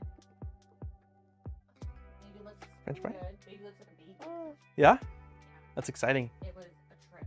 Yeah, he gave you an ultrasound? Mm-hmm. Cool. Yeah, it's the printer. Daddy had some issues with electrical, so we're gonna work on that, okay? Yeah, that's the box turtle. Yep, don't pull that, please. Daddy needs those. Yeah, once it's all done with lights, I'll show it to you, because you'll really like the lights when it lights up, okay? So Delilah woke you up from your nap? Yeah, let's go. She was barking? Was Delilah barking and you woke up? Yeah? Hmm? Okay, I'm gonna let him go. Oh, he said No. No? He said connect something. Ah. He can go look for the flash. Cool. That's exciting. Yee! Daddy's got to get back to work. Jackson. Happy birthday, Jackson. Aw, I can't see. Is that Hank? Jan. Hank Jan, thank you so much for the donation. Yay! Say happy birthday. More? More French fries? All right, one more French fry. Yeah, swallow what you got, buddy. These are Daddy's lunch.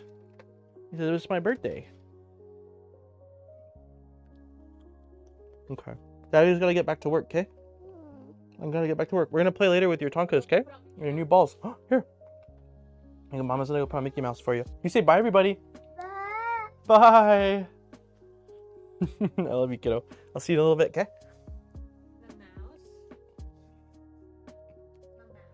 Love you, baby. That's trash. Daddy needs to pick up his room. He'll clean that up later. Just put it on the ground. It's okay. Just throw it. There you go. Good throw. Okay. Come on. Okay. We're not throwing other things up. Okay. I lost one of my set of rulers while I did this. That's okay. We got bigger problems. Okay. So, let's... First rule of dadding. Your food... Yeah, everything I have is his, basically. So, really quickly here, before I move forward, because what I do, it's going to depend on what I crimp on the end of it. Do we think that we should use the heater port, or should I use a fork connector and go straight to 24 volts? The issue with going straight to 24 volts is every port is already populated. I'm already piggybacking off of one, so I mean, I could piggyback off of another one.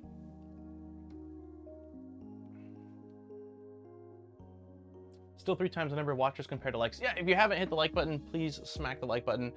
In 30 minutes, we'll open up the FilAMatrix filament giveaway here. Today's also our 14th date anniversary. Happy 14th date anniversary.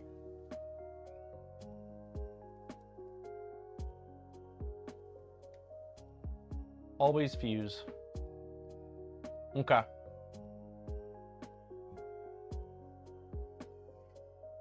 I vote piggyback. Use ferrule on heater and fork on octopus ground.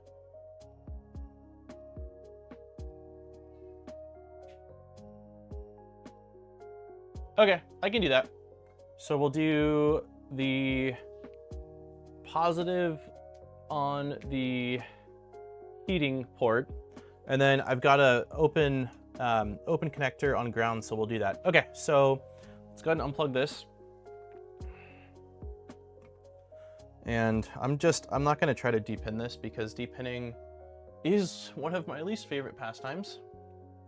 So we'll just go ahead and cut this.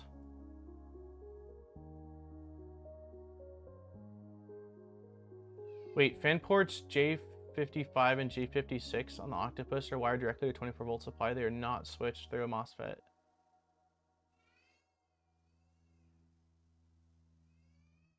Use ferrule on heater and fork on Octopus ground.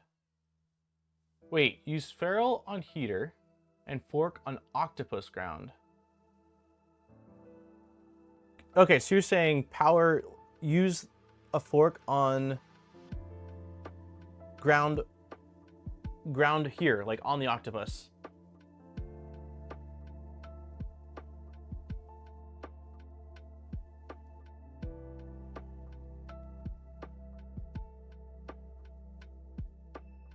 Okay, that's what we'll do. All right.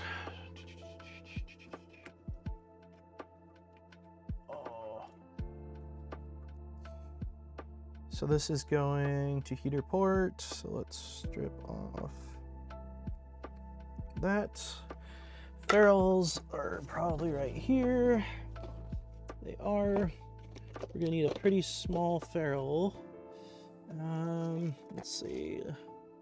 I'll try this one. I don't know if this is. Let's see.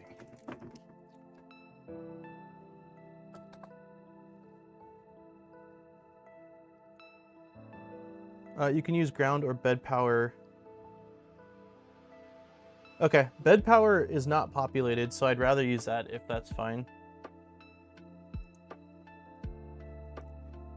Oh geez, hold on. There we go. Okay, that's fine. Let me connect this to that port. We'll do HE0.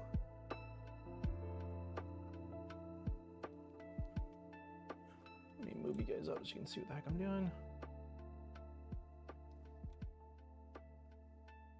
Use J56, J5 port, no problem. That was a fan port you said, right? Let's try this just because I thought that we went with an always on fan port. Unless it just wasn't the right one. But let's just see if this works. Okay, that's done. And then we need a fork, which those I have to grab.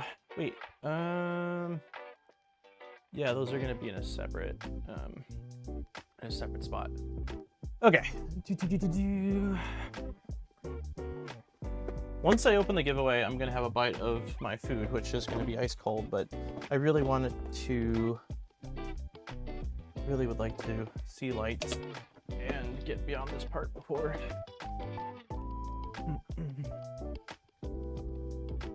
Okay. Ground.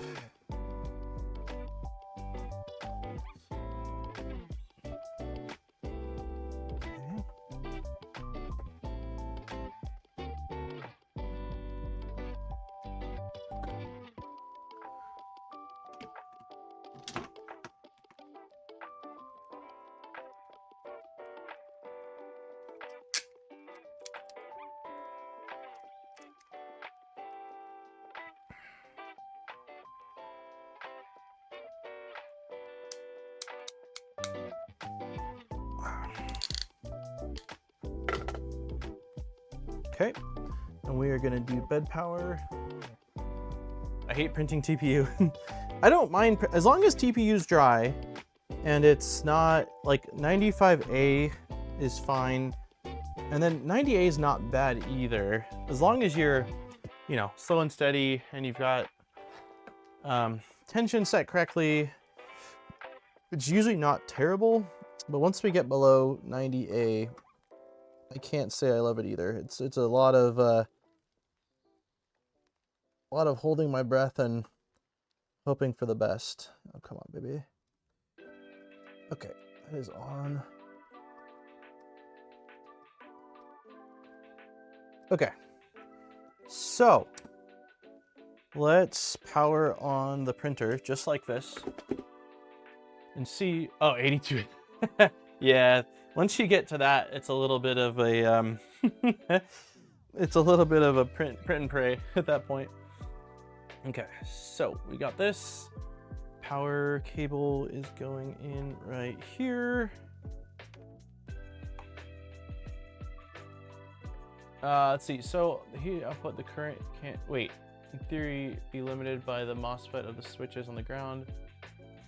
The J56, J57 out is a better option. Okay, let's see what it does. Here we go. Hey, Kegel.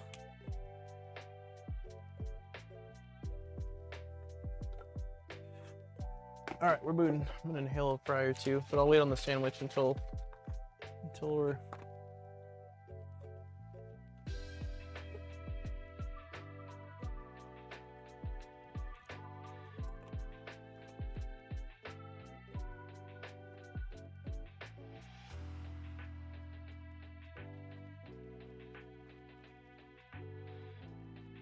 I've been underwhelmed with my K1 that has been printing TPU.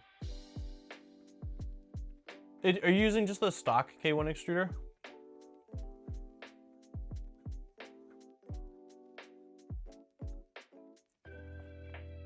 No LEDs still. I heard everything move. Or like I heard that things move, but yeah, no LEDs. I wonder if at this point we just move forward and I look into the LEDs after. Yeah, I was gonna say the Cyclops is definitely a better extruder for TPU because you can actually adjust the tension versus just having their set tension.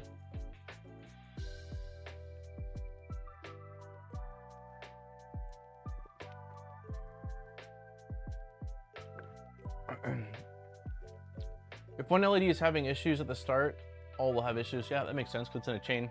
Move an inlet and see if it does things. Okay. I'm gonna power it off again. I don't want to swap things that on. You mean just try like RGB 2, right? Oops, I didn't do the right thing. I think I just hit. Did I hit restart or what did I just do? Holy shit, I almost fell. Okay, that seems fine. So let's turn the power off.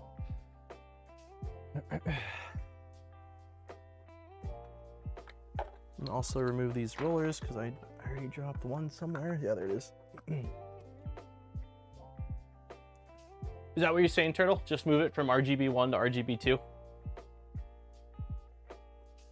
if I can see this.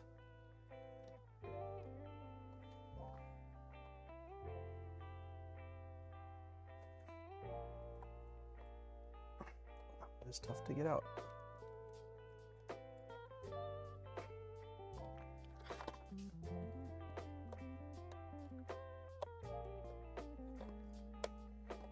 Why are we stuck?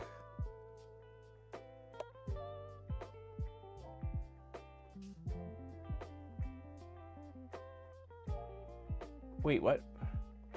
Oh!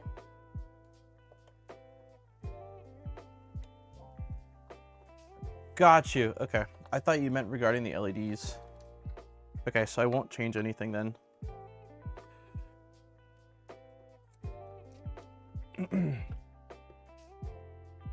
Okay, well, let me boot it again. So you're saying if I press one of these, it should it should move. I don't know the way this works. Like I haven't actually used one.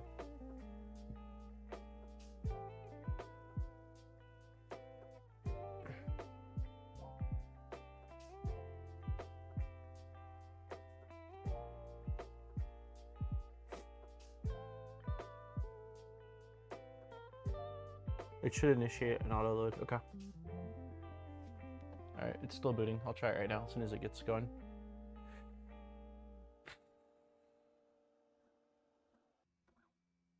Okay, it's doing its little startup thing.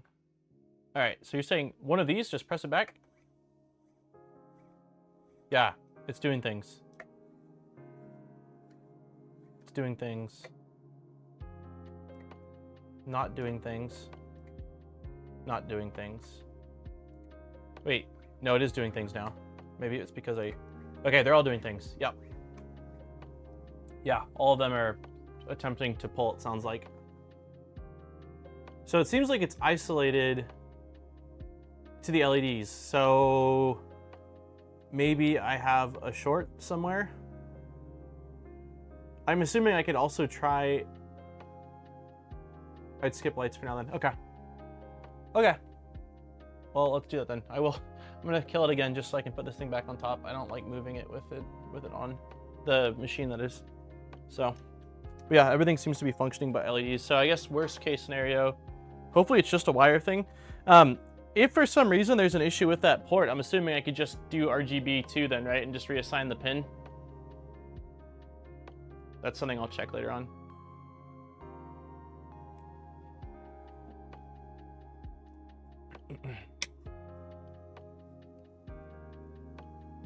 Hey Deanna, I'll double check the config for sanity. I double check the config for sanity. Okay. I can do that.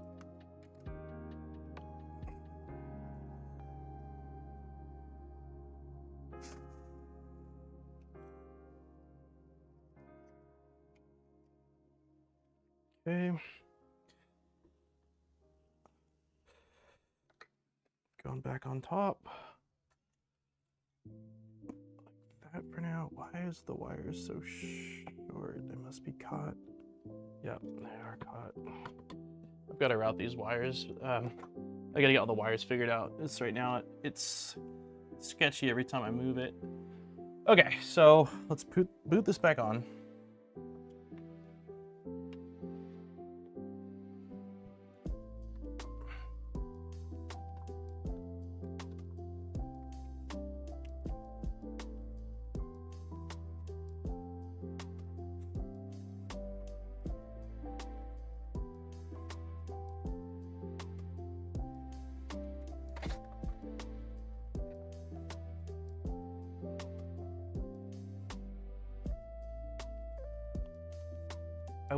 I would not still be in this. I know this was discussed earlier. I would not still be in this high for Daniel. I would hate to think if I was the only one with these issues. Well, I'm glad to hear it, Lisa. It's, I don't know. It's one of those things where, yes, there are 3D printers out there that are relatively plug and play, but I still think that in general, the technology is very much so. It's very helpful if you have a knack for troubleshooting, or at least patience. Patience, I think, is probably key. It's at the bottom of the AFC. Okay, AFC Turtle 1 config. Sweet, thank you. That was gonna be my question, is where do I find it? So, AFC. Did you say Turtle 1 config? Yeah, Turtle 1 config. Yeah, RGB 1. Chain count 4, that looks right. So hopefully it's just a, were the LEDs that are installed in each of these, did they have connectors, or were they directly soldered to the LEDs? Like, were they soldered to the pads of the LEDs, or were there connectors? I'm wondering if maybe one of those connectors made its way, kind of made its way out. And then the other question I have is, for when I address this later, if I do have to get inside of these spoolers, if I remember correctly, it's not a very deep disassembly that has to be done to access where those are, right?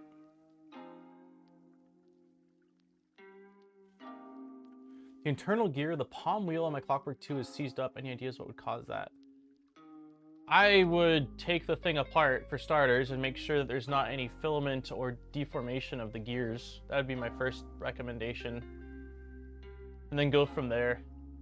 Is it seized up by hand? Like if you move it by hand, if you have it out, is it not moving? It's soldered. Okay, cool. So it's very likely then that I don't have an issue with the connector internal, and it's very likely...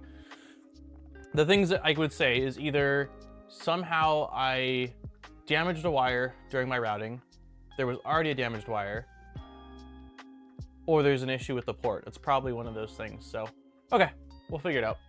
But at least the motors seem to be operational. I definitely want the LEDs for the sake of status and just cool factor, but... Okay, but I don't, hopefully that's not necessary. If it's soldered, I feel more comfortable that it's very likely that nothing came out. If it was a plug, then I could see potentially myself having accidentally disconnected part of it, so. Underneath the 5-volt buck, underneath source is USB. When you said it's at source. Wait.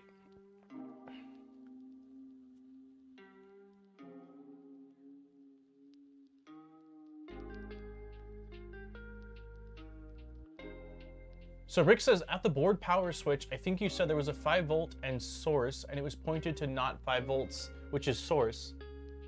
It's a label 5-volt source.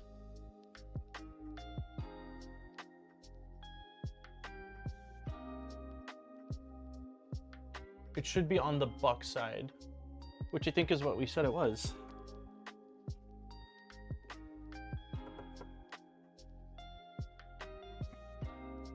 I can't see the silk screening on it. Here, let me try this, see if this works. It's kind of jank, but whatever.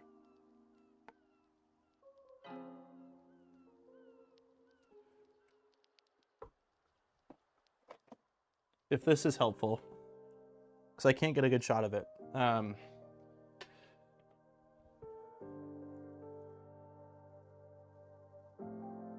So the switch is facing towards the right.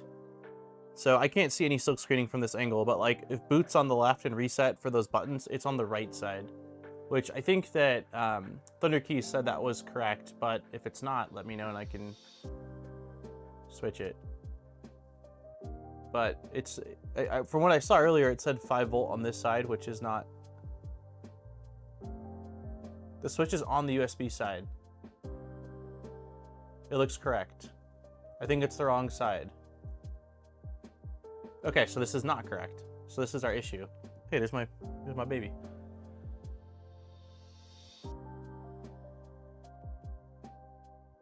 Okay, so that's what's wrong. Perfect, great. This is fantastic news because it means less issues later. So let me shut it down and do it one more time. It should be closest to the power plug, which it's not.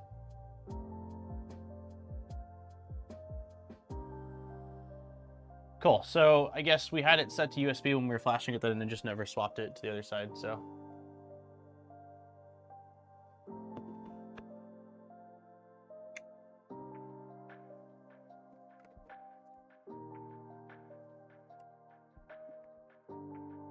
All right. Here we go.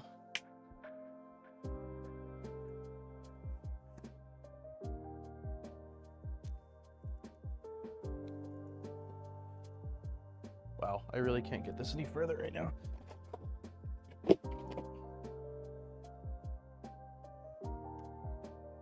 That is as high as it goes.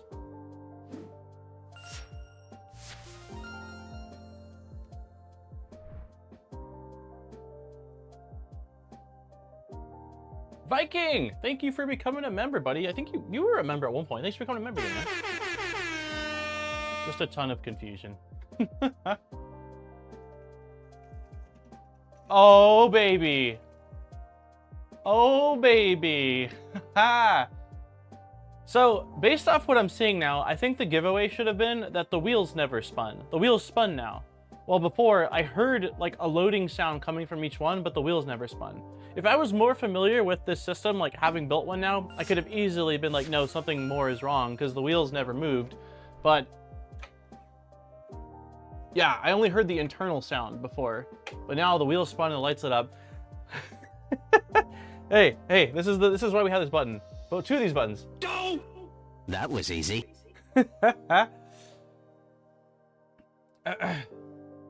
Beautiful. Thank you, Shadell, for the 25 months. Let there be light. Yes. All right, so that was the issue. It was the switch. It's always something super simple. So that's not true, but 9 out of 10 times it's something simple. So that makes me incredibly happy. We victorious here. Okay, so AFC will run a self-test on startup. We'll run through the re-spoolers in each lane. 1.4 and update lightbox LED. Default statuses are red, no filament, green filament loaded to the lane extruder, blue filament loaded to toolhead, white filament is in the process of being loaded. After the self-test complete, you'll hopefully see a picture of a happy turtle in the console log. In the console log, where... Oh, cute! Nice. All right, I love it. Wait. Okay. If you get a picture of an error turtle, you may have misconfigured it. You can display the status of the sensors and misconfig as regular filament switches by setting enable sensors in UI. Okay. If you're unable to resolve the error, awesome. Run the test command for each lane. Okay, I feel bad. Like this camera angle kind of blows, and I don't have the ability to get this up higher. So let me quickly grab 4 Polymaker spools, or nope, 3, because that's what a tripod has, 3 legs, and at least get you guys up a few more inches here and see if that looks any better. But unfortunately, oh, you're gonna get a little dizzy, so maybe close your eyes just for a second. Let's see. Yeah, this tripod's rad, but it's not very tall, so I don't even know if this will be sufficient, but at least it'll be a little bit closer. I don't think I want to double stack. It feels a little sketchy. God, that's really not much better, is it?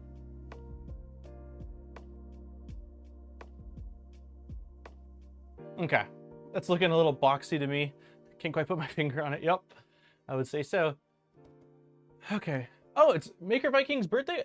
You know what? I think I remember that because today's Jackson's birthday, so you have the same birthday week as Jackson does. Happy birthday week, Maker Viking.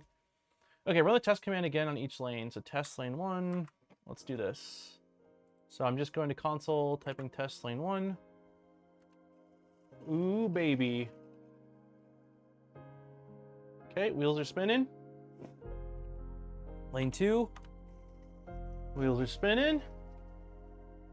Your table? No, this is this is unfortunately not a sponsored table by FlexiSpot. This is just a Husky workbench that I bought from Home Depot. And okay, lane 3 is spinning. Man, I'm like tempted to take this down so you can see it, but once there's spools on here, you'll be able to see what's going on. All right, lane 1 through 4 is working. Only 2 shuffles today for the giveaway.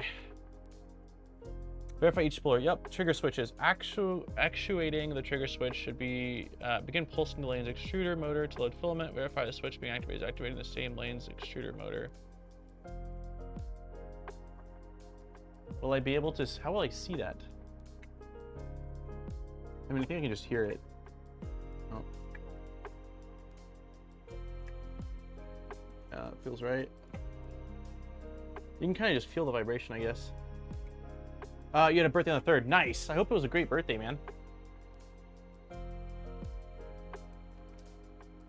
Insert filament into the feeder tubes. It helps to cut an angle and press through until the extruder motor gears catch the filament and load it further. Should I do this? Insert filament into the feeder tube. Should I do this with a full spool, or should I cut off a piece of filament? Press through until the extruder motor catches it. If you can press the filament through, but it feels like the extruder motor is pushing back on the filament instead of pulling it, try reversing. Okay, it's direction pin. Is this PLA? No, it's PTG. Let me grab a spool of PLA. Oh, what is this? Probably ABS. I have ABS everywhere and very little PLA. What is this? Polymaker PLA Pro. Cool. Is it okay to use cardboard spools with this? I actually don't know. I don't know.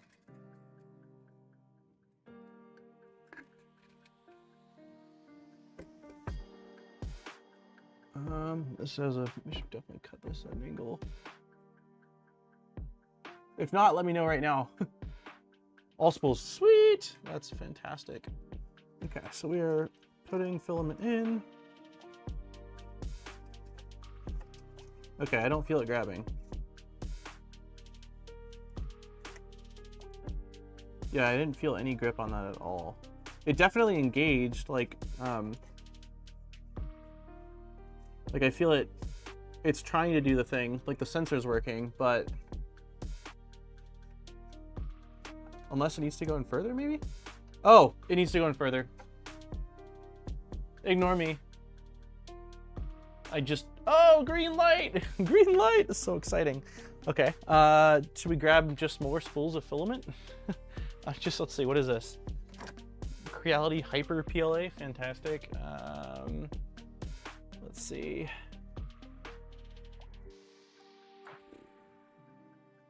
Where the heck is all my, okay, we've got some draft PLA. Thing's kind of got a busted edge on it though, but it should be okay. And then we've got a pink spool of voxel. Cool, let's just try these. Okay, so it makes the sound when it passes the sensor, but you have to shove it in further for it to actually engage.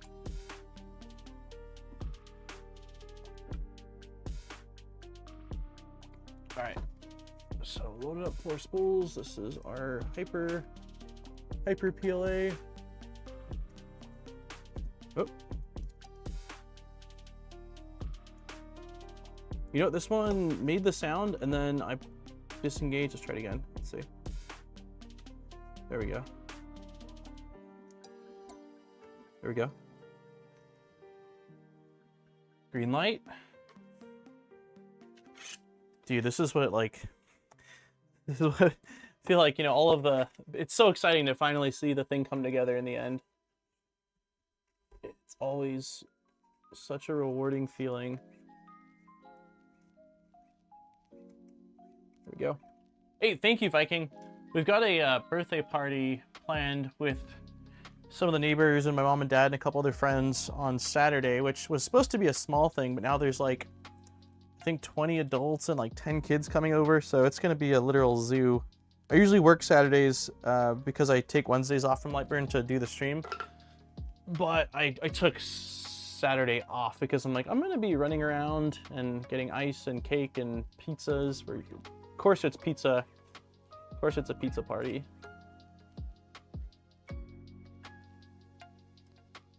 Sweet, all 4 loaded up without any issues. New sound idea. I love it when a plan comes together. that is that would be a really cool one. Okay, so insert filament into the feeder tube. Yep, we did that. Press through motor gear catches. Did that. If you can press the filament through, but it feels, nope, we're good. If you're able to load filament in all 4 lanes and get good indicator and AFC status, the console reports no errors. AFC status at the console. Let's check that. Cannot load spools while printer is actively, oh, we did get an error. Huh. Oops, I screwed that up. Well, it seems fine. I don't know what triggered that. Cannot load spools while printer is actively moving or humming, which it wasn't doing, but it seems like everything's fine. Well, the Tic Tac, yes. So Sunday on Steve's channel, we'll be streaming the Tic Tac build, and then Wednesday on this channel, he'll be streaming Tic Tac. And then I believe Steve is gone for the next week. And so there's one of 2 things we could do. One is a new build. But I'm actually kind of thinking we're just going to do a chill turtle box turtle stream and just sort of print some stuff and play around with it a little bit. Just because I've got 1 hour left and I'm going to want to play around with this more. So I think next week maybe we'll just do some printing with it. We need an enclosure on this thing. Hey, well, pre-orders for the enclosures are open.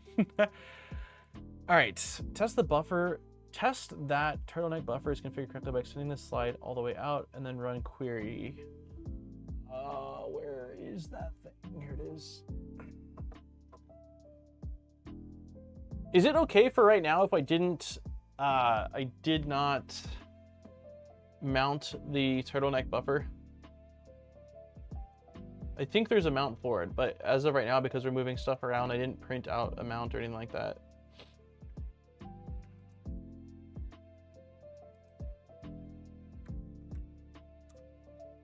Expanded. That seems right. I did expand it. Wait. Extending the slide all the way out.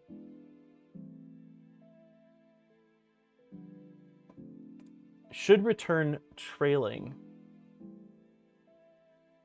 This should return trailing. It did not return trailing. Oh my gosh. It does say trailing. I read the end. Expanded. Okay, perfect. Ignore me. Okay, collapse it all the way and then run query buffer command. Cool.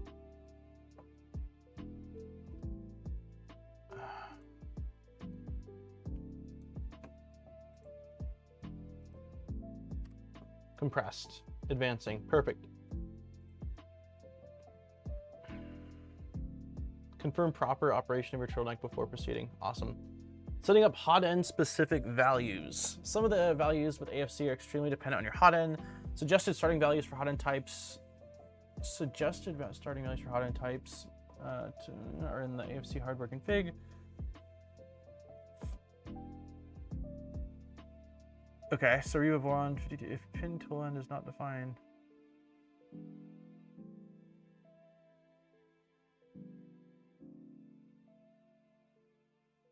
Which we don't have pin tool end.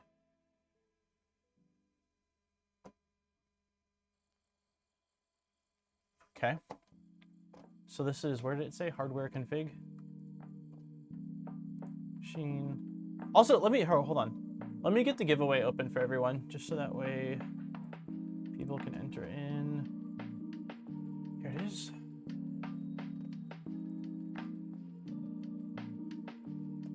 Cool. Bam.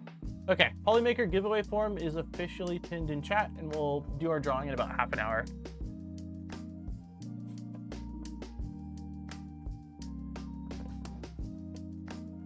Okay.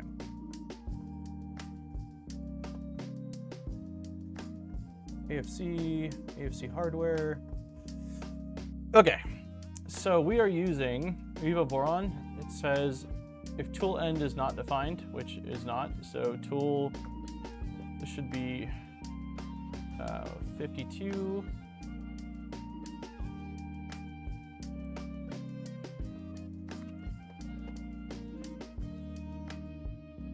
Unload is 62.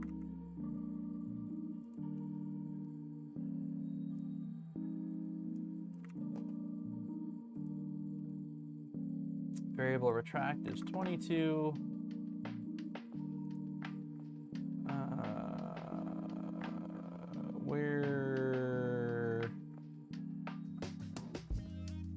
Why don't I see that? Variable retract length and variable pushback length.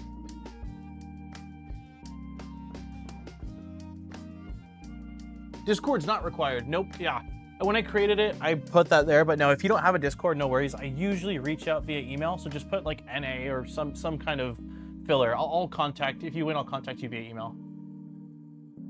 What is normal pressure for air assist? You mean for a laser? Yeah, I'm not sure. I'm not sure about this one. I don't see. Wait, for variable pushback. Oh no, this must be. Oh, here we go. Variable are in AFC macros. Okay, I think that makes a lot more sense. So save and close. Wait, was it unit? AFC macro vars.cfg. Why don't I see that?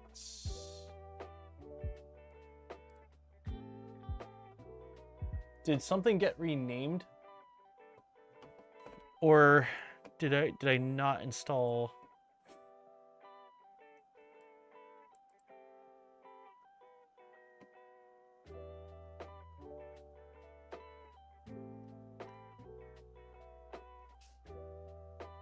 AFC macro variables.cfg. I don't see that.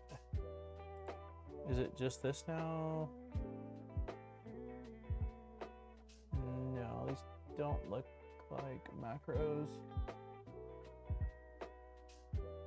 In mainsail?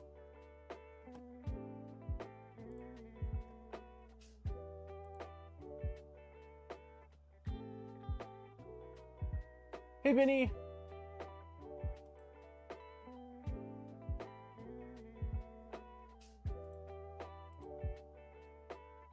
Yeah, it's not in here. Refresh your folder page. I did. Oh, okay, I did not.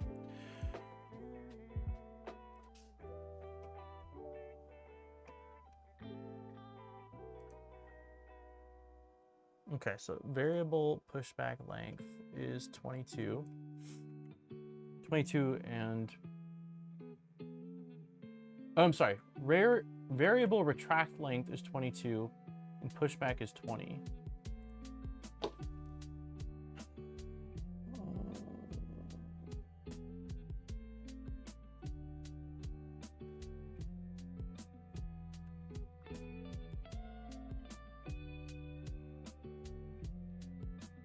Did I go on the wrong?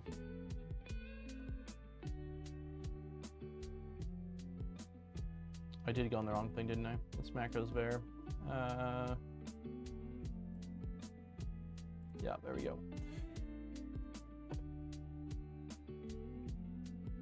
Pin location, park location. Okay, so variable, one more time here, I don't want to screw this up. Retract is 22, push back is 20. Retract 22.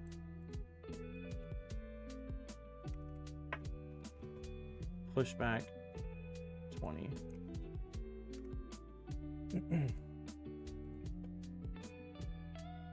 Okay. I'm just gonna save and restart to confirm these.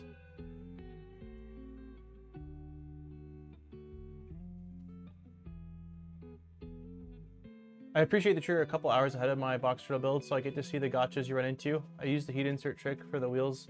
Oh, nice. That's awesome. Yeah, using the shaft of that, like the you know, the post or whatever, was really helpful for those heat inserts. Okay, a note on order of operations and macros during tool changes. AFC will perform macros if enabled on each tool change, T0, T1, etc. in the following order. Load sequence. If toolhead is loaded from another lane, that will first be unloaded. See below sequence. Poop, wipe/brush, kick, wipe, brush, print. What if we don't have a wipe/brush? I don't have an actual wipe or brush in here. Do we need to install a wipe or brush? Unload sequence, if toolhead cutter is enabled, which it is, cut and park. Okay, so it'll cut and park. AFC has many variables that you can tweak for macros, including definitions of complete custom macros to replace stock ones. Most users will never need to touch these. They will not be covered in this guide. Below are the most common variables that you'll need to adjust for a stock box or config with a stealth burner FilAMatrix. For more details, please refer or the comments. If you have chosen not to enable macros, which we did install, the command will still show in detail. Okay. Park macro is enabled or disabled by setting the park variable in.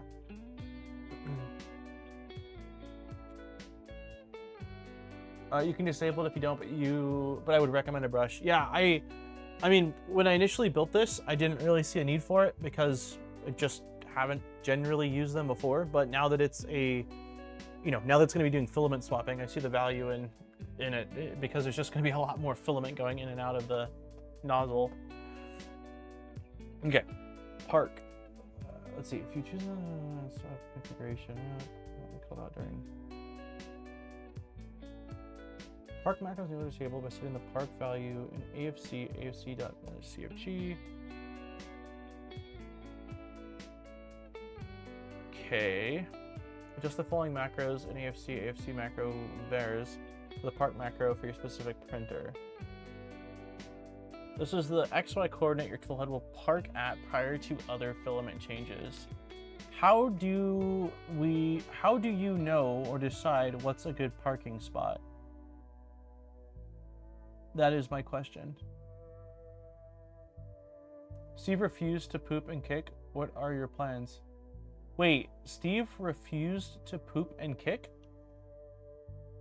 Meaning that he didn't, because you mean like he didn't purge and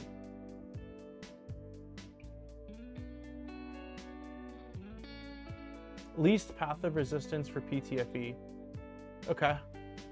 So right now I don't actually have the PTFE is not connected to my tool head. I have this in here because I was playing around with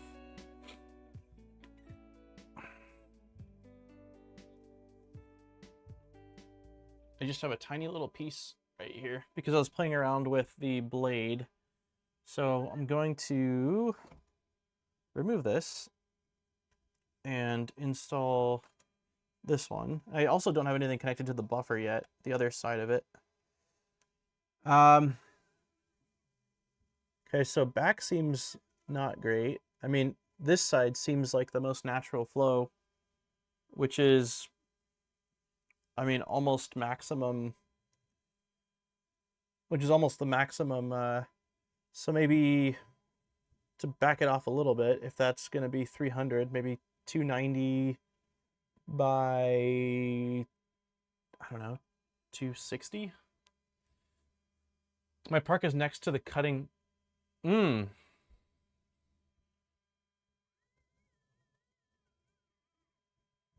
Yeah, I mean, that does open up the PTFE tube. If we do that, we'll basically just do the opposite of what I said. So it'll be, I don't know, call it, I don't know, 40 in X and 80 millimeters in Y as a starting point. So we can do that. I mean, it's something we can, you know, easily change later. So I'm not too concerned about it being the perfect spot. This was under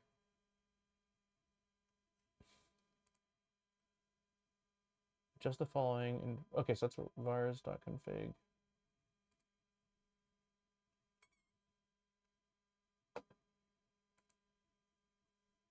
Variable park location XY. Variable park location.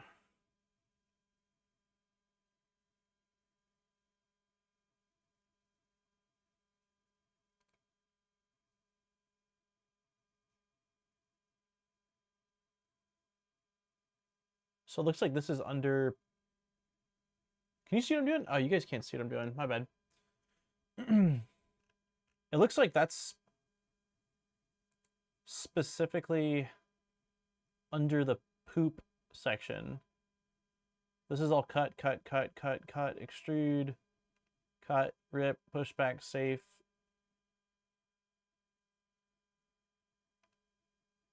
Wait, where did I see it? No, it should be under park. Kick, brush, park. Here we go. Okay, so yeah, let's just do, what did I say? 40 in X approximately. And 80 in Y.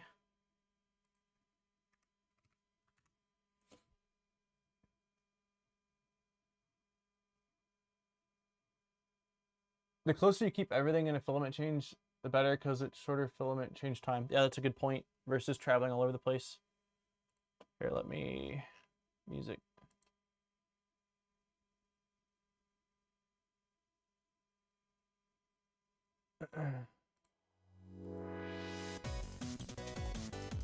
Okay.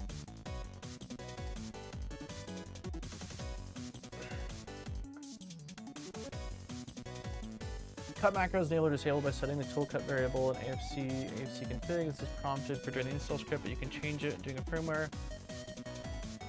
How much to retract filament before performing the cut? This reduces, which we did, XY position where your tool head cutter arm just touches the decompressor pin. Okay, so let's figure out what that is. Let's go.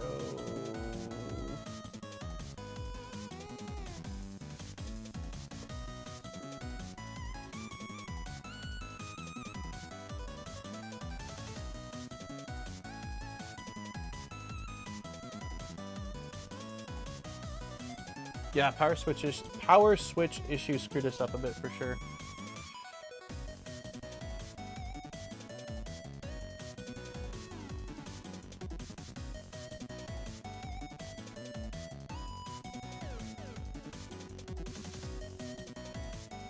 Okay. So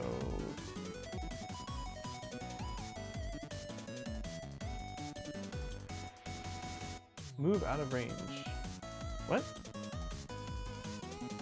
Oh yeah, I'm clicking the wrong button. Okay, so just to confirm, it says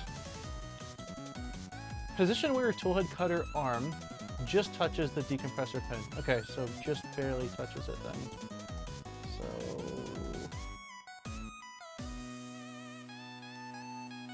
it's gonna be a little awkward for me to see this from this angle, but it's all right. So let's go.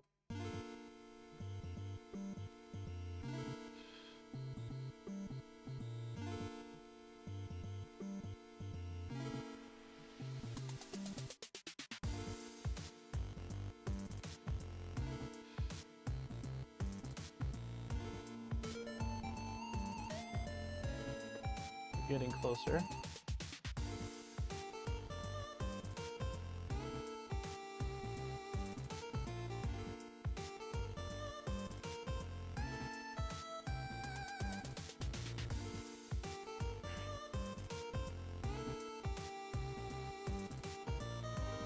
The end stop. I haven't seen one of those in a long time. Hey man, I built this thing stock. And the only thing I've changed is going to Nighthawk. You guys can't really see. Yeah, you can actually. Basically where. There we go. So we need to go back in Y.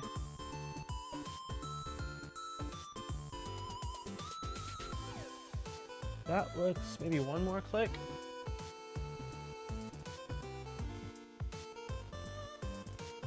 It looks pretty close to me. Okay. Okay, I'm pretty sure it just tapped it. Right there. My beacon hits the bed before my nozzle sigh. Okay. Some piano wire can help keep the toolhead wire up and out of the way. That's not a bad. I also just realized that I don't like the way this is. You mean for the Nighthawk? Basically, just running it externally next to it then? Because I can't run it in... Or wait. Yeah, you can't run it inside, right? If you've got info on that, I'd love to figure out a way to get this Nighthawk wire not so saggy. Yeah, let me know, Tor. It's probably my biggest complaint right now is that it sags, and I don't love that. Okay, so our location right now is X629Y. And we want that to be under cut macro variables. So this is under AFC, no, macro variables again.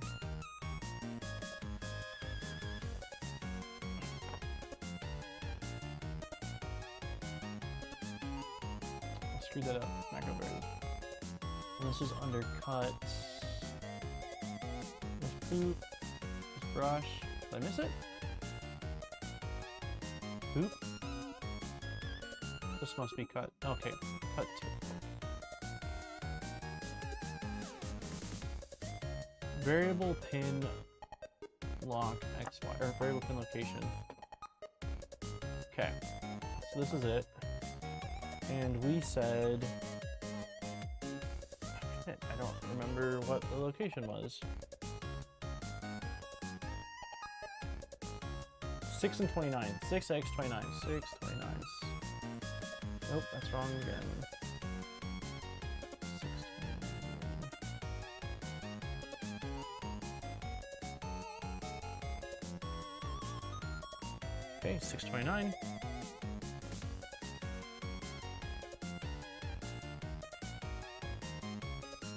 Variable cut direction should be set to left. Okay.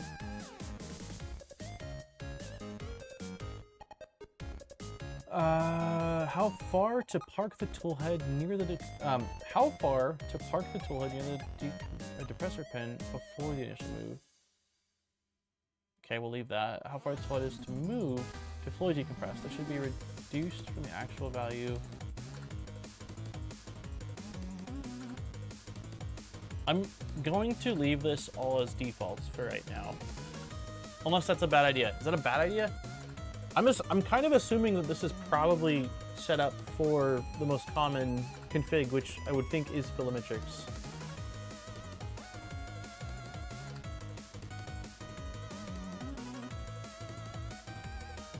I use clips to join the Bowden and CAN bus. The issue I have is I don't have enough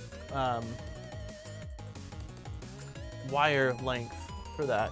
I can probably extend this a bit more, maybe, if I go back through this. I can probably extend this a bit more, but I tried to keep it somewhat short. -1 will cause change the location. No, I changed the location. I did change the location. The location is correct, so I have it set for the pin, unless you are talking about a different location. Yeah, no, that's correct. Direction's fine. Distance is used to multiply the cut filament. Distance in millimeters.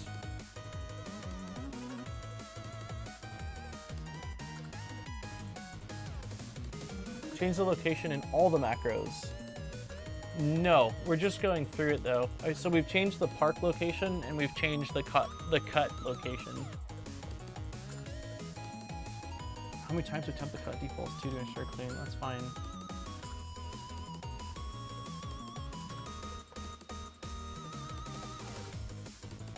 I mean, we can, let's see.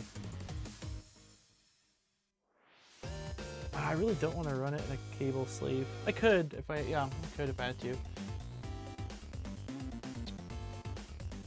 I mean, we can just jog it, I suppose, and see when it, oops.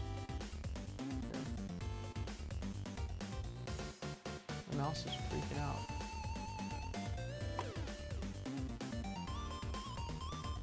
So we're at 6 right now.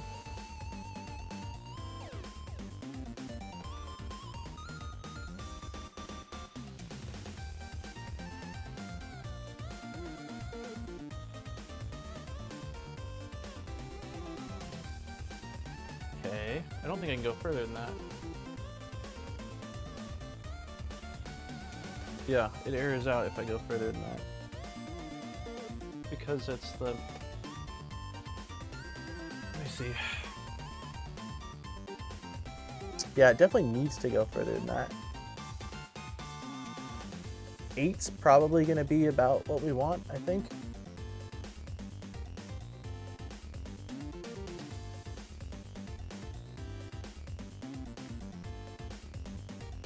Not trying to spam it, shouldn't see my Evo. What did you say earlier?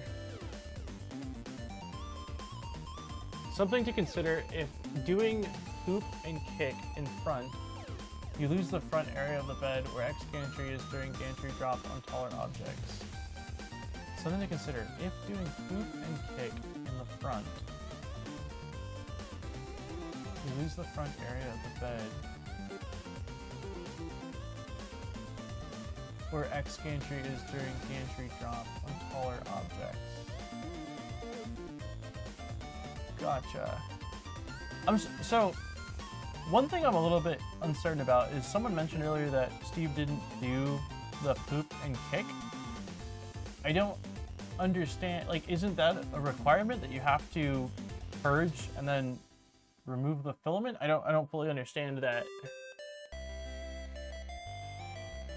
Or is he trying to do tip forming? I don't...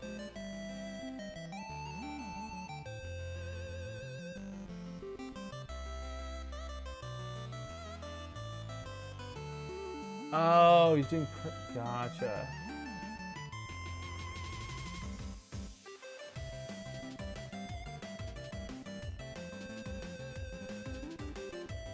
So you're saying that if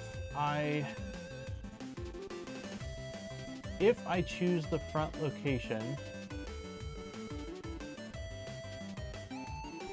to purge and drop the filament,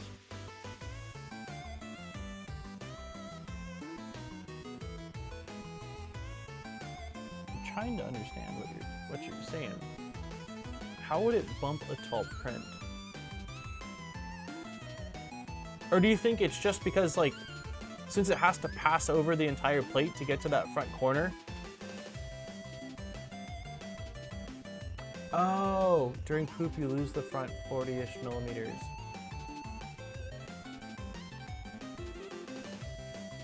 Perch tower is predictable and in many respects more flexible. Gotcha. Okay. So, okay, with that in mind then, are you saying that right now because for the sake of keeping things all close together, if I'm going to have a purge or poop and kick bucket of sorts, that it's a good idea to potentially move this arm as well to like maybe the back left corner, so that way they're close together for the sake of speed when it comes to changing.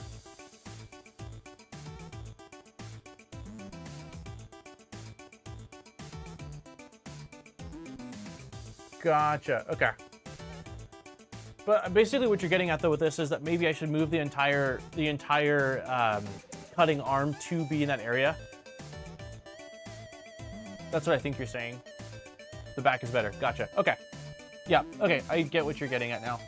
It's one of those things where let me home, because I haven't set this up exactly, and I mean really my only, other than the MMU with tip forming, experience with multi-spool setup like this is with the bamboo.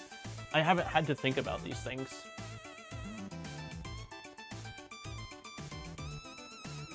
Okay, back left. Yeah, that sounds good. I have no counter argument. So let's slide.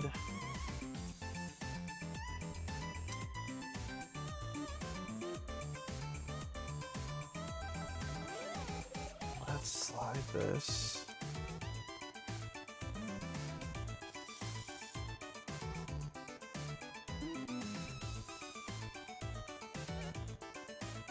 Can you go all the way back? Because I'm using the wider of these. Let's see.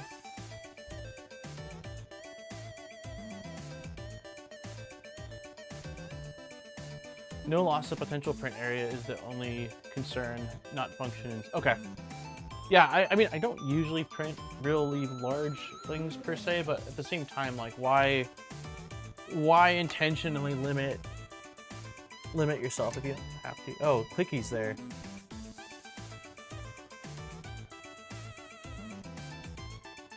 Is that going to be an issue? I forgot clicky's in the back there, so I can't go all the way back.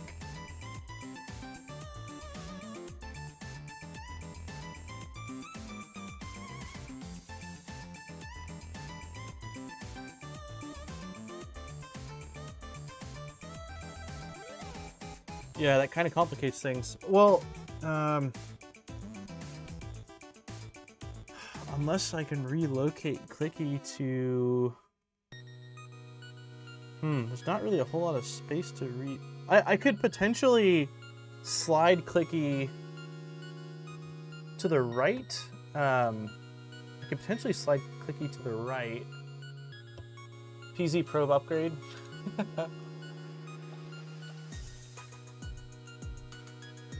I do have the PZ probe.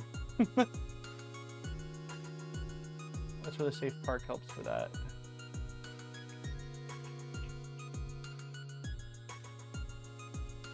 I have to kick to the side because of the cartographer.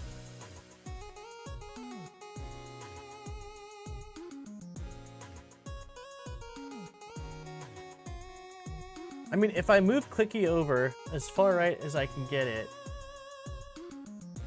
I would think that would probably be okay. My only concern is if it travels to max, like if when it's going over to cut, if it travels to max Y before it travels to the X location, it still has a chance to whack it.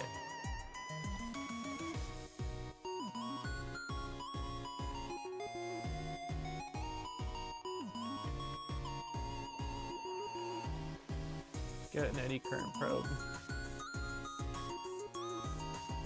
I've had tap so long I haven't considered clicky. Yeah. I do have the PZ. I actually have the E3D PZ probe. I have one beacon, but I plan on installing it in the +4, and I don't know if I want to pick up another beacon right now.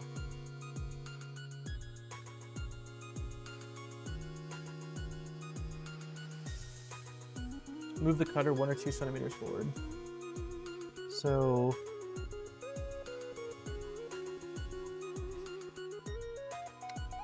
okay, so that's an issue at that point. That's about as far back as I comfortably feel like I can take this thing.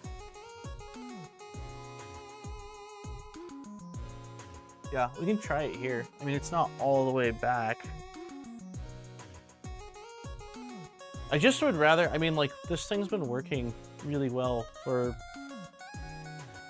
quite a long time, and I'm kind of, like, I have so many project printers that are mid something that I'd rather not fully, like, I don't know, it's easy to kind of get scope creep on any printer.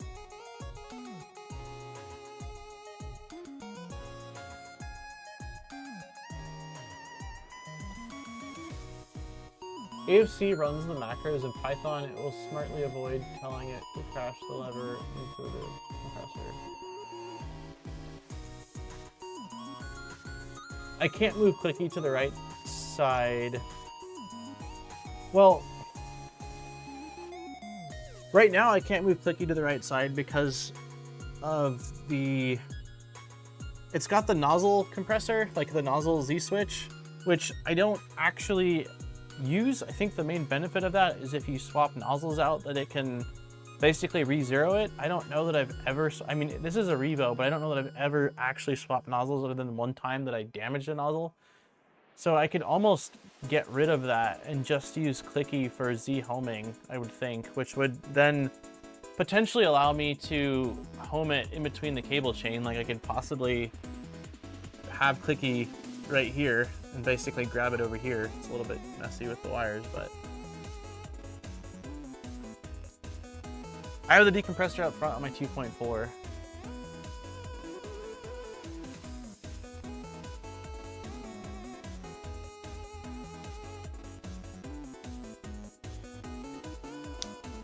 Yeah, I could move it a little bit more to the right as well. There's a lot of possibilities. Where do you have clicky on yours? Armored or no? Where, like, I'm curious, where are you pooping and kicking at? Because that means that I can't really, like, I would assume probably the side over here is going to be the best area. I have a servo decompressor. Wow, that sounds fancy. It's like what I have on my underwire. Okay, that hit clicky. Yeah, I don't love having it so close to clicky. It seems like that's probably safe if it doesn't go beyond that. Cutter in the front and poop and kick in the back left. Off the side, yeah, okay. Okay. Yeah, is there any, I know that, Evo, your concern was with the pooping towards the front.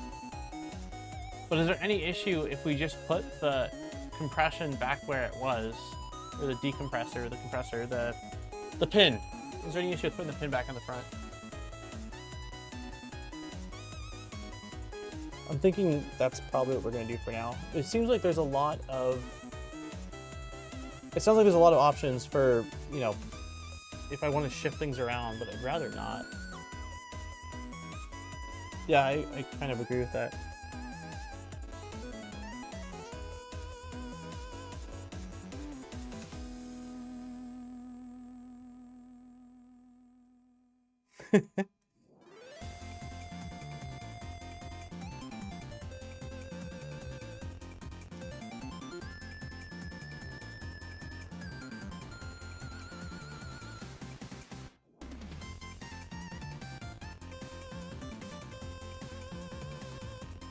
Okay, let's home it one more time and let me grab the new coordinates. We should do the giveaway too. If you haven't entered in the giveaway, please do so now. We've got another minute, and then we're gonna do the drawing.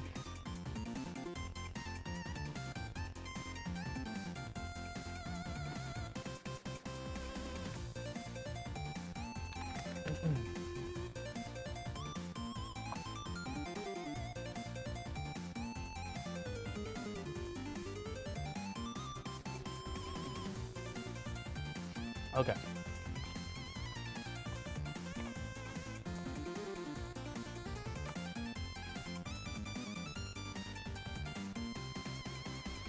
What's probably going to end up happening is I have a feeling I'm going to go through a lot of the rest of the setup just off stream, and the next stream we'll just kind of be using it.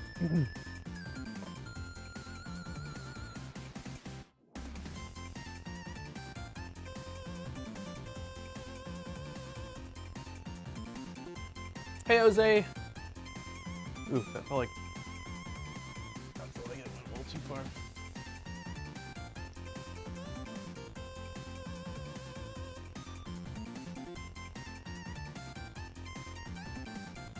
Yeah, it is giveaway time. I'm gonna get the location really quickly of this, and then we'll do the giveaway.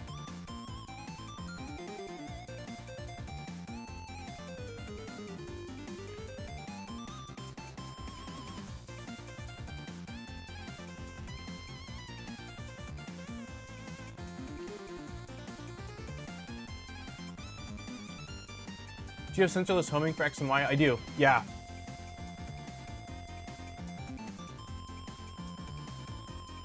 It's been pretty consistent on this machine because I am using clicky and I don't think I've ever had an issue with it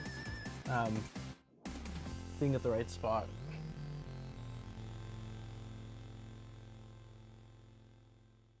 Oh, we already engaged. Let's see. That seems roughly right.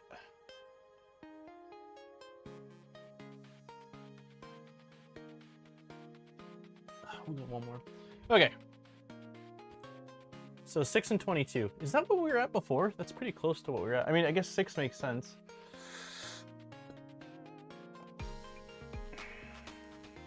Okay, so I'm just going to really quickly enter these values to update it. So it's 6 and 22 right now. This was under here. Okay, so we were pretty close to, I got it pretty close to where it was. And your V2, no, this is a 300 millimeter. It's a 300 millimeter V2. I'm gonna have to change the config to let me go out of bounds though, basically, or to a negative value, because I can't go past 0 right now. All right, we're doing the giveaway. I'm going to unpin the message.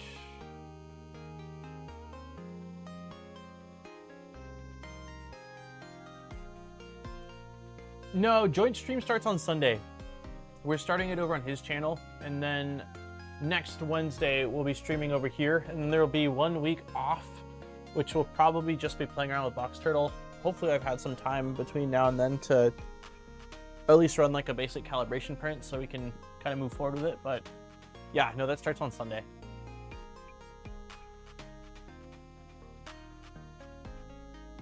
Okay. 60 seconds, and then I'm downloading the names that are in the form.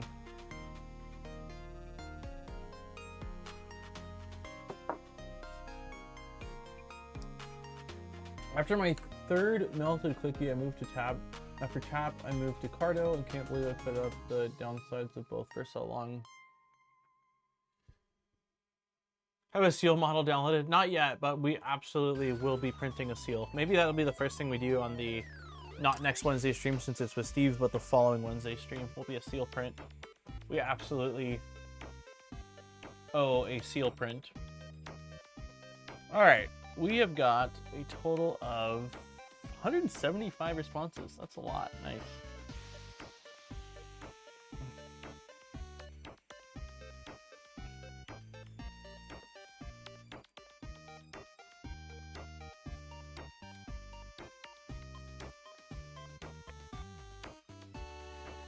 I'm very, very happy that the issue we were running into earlier was just related to the switch being in the wrong orientation. And that we were able to get it figured out I'm glad someone said something, because I did check earlier and believed it was in the right orientation, so I'm thankful that someone else saw it and was like, it's not right.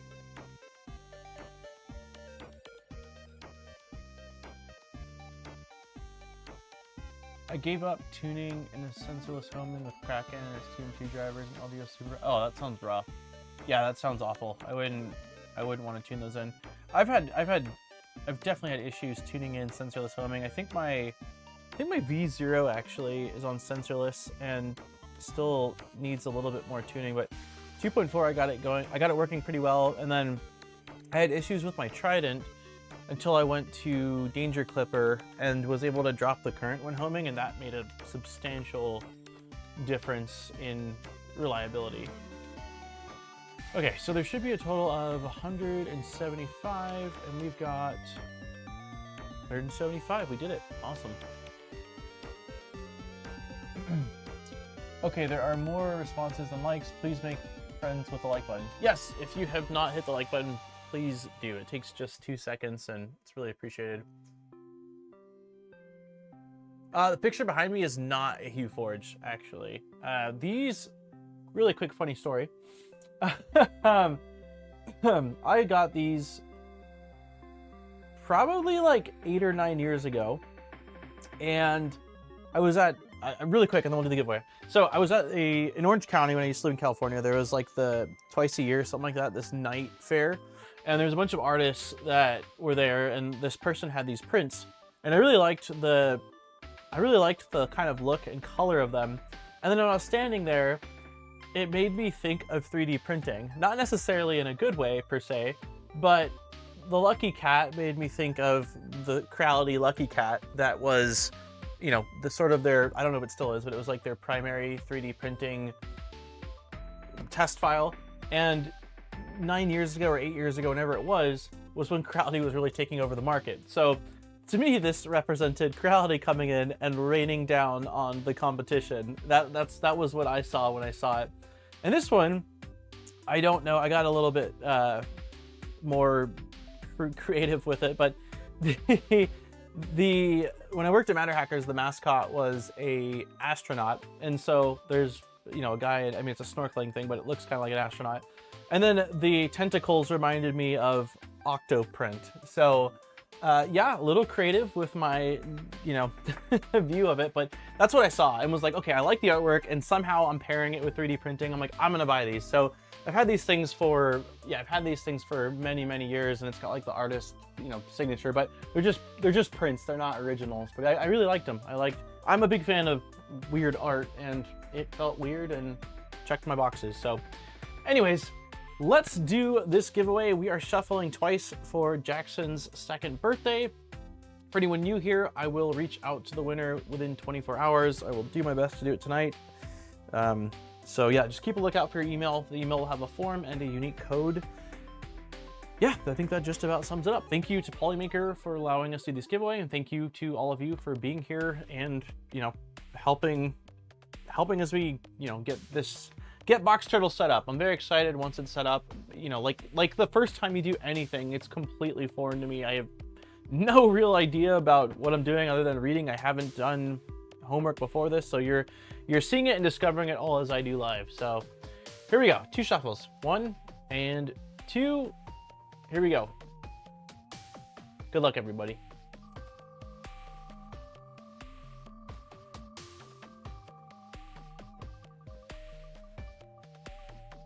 It rolled pretty close past to you, Ryan, which is kind of funny just because you said that. Mark Austin, you are today's winner. Oops, I meant to change. Here we go. Squirrels.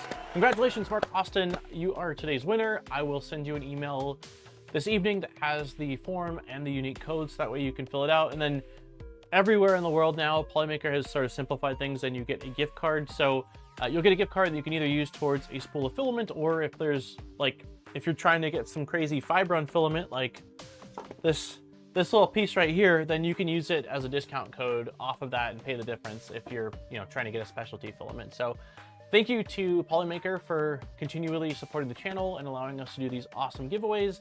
And yeah, thank you for everyone for entering. We will have a stream next Wednesday with Steve, and we'll do another giveaway. So, yep. All right, let's get back to this for a little bit. I've only got 15 minutes left, so we're not going to get too much further today. I mean, like I said, I'm probably going to just at this point put this thing back in its corner over here and move on to doing most of the rest of this by myself. I do need to... I'm trying to think. If I need to go beyond 0... It's been a minute since I've done this. Let's see. And I believe I need to go printer.cfg, stepper X,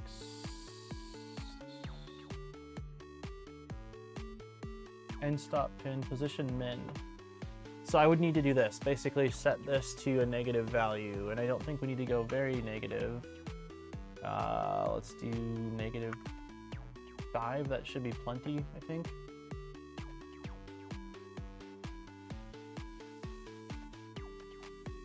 Increase position. Oh, it's not. That was the wrong value.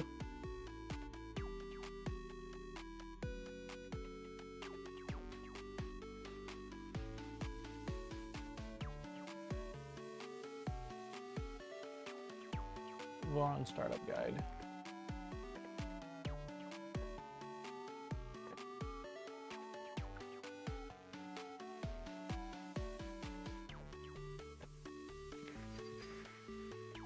Startup checks. Electrical wiring, software installation, specific section. Verify temp, verify heater, step motor check, and stop check. Set this home, just when you set this home. Okay, make sure that's when it's not being pressed. If any of the triggered, you stop. Have the computer next to you once there is tested.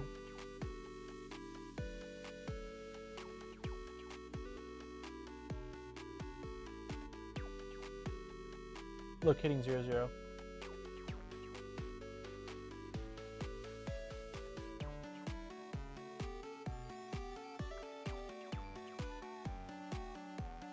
Before the 00 point, Z sample is set. Okay, V1 legacy. Define 00.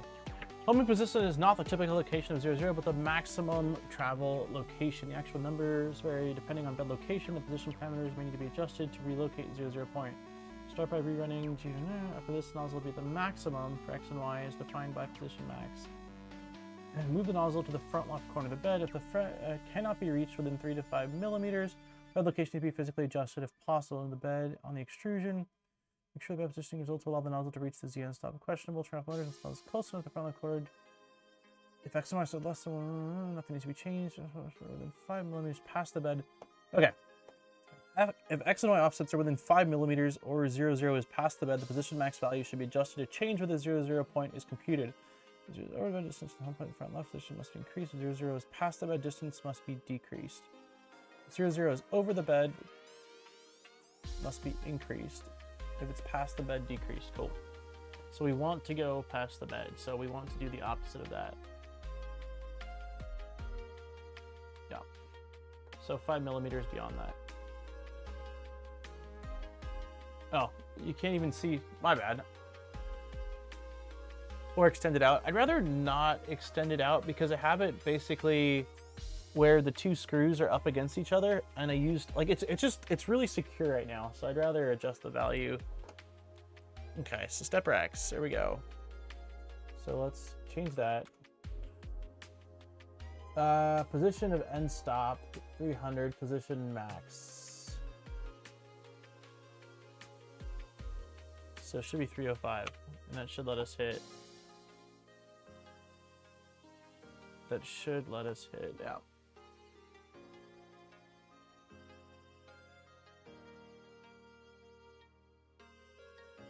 This will change your clicky dock location. Gosh.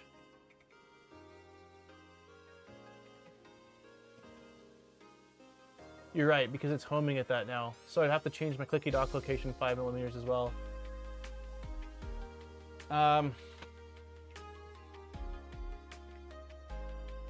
Man, clicky does not seem to be the ideal setup to use with this.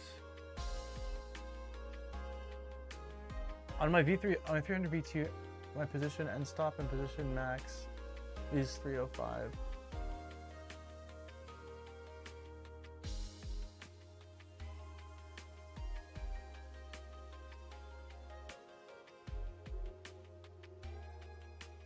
You know what? I just realized it's probably going to screw up my... It's going to screw up my nozzle switch location as well, isn't it? I'm probably going to have to kill this in a sec here. This doesn't seem like the ideal setup as far as probes and stuff go. Are we... No, we still reached it, so it didn't affect that. I'm still in the tap boop group. Yeah, I kind of wish I had gone with tap on this. I'm tempted to swap out the probing setup on this. I have one of the E3D. If I go with the E3D PZ, the Easy Peasy probe, the Easy Peasy probe, whatever it's called, do I have to swap out other parts as well? I did like, so I would think that most things would be fine, but something tells me something has to be swapped out so I can mount the little controller board for it. I set my X min to -2.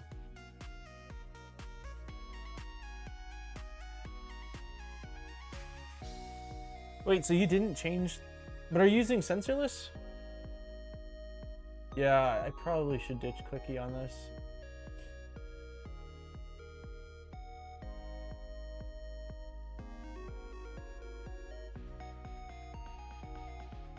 Wait, yeah, you are using sensorless, or yeah, you're not using sensorless? Or is that responding to the PZ? I just feel like, let me see, E3D, nope, E3D, Easy Peasy, isn't that what it's called? Or no, it's just PZ probe.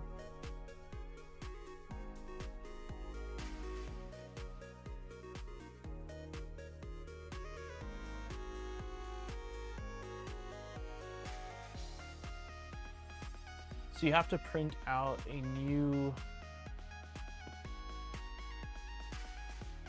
mounting spot for this? This is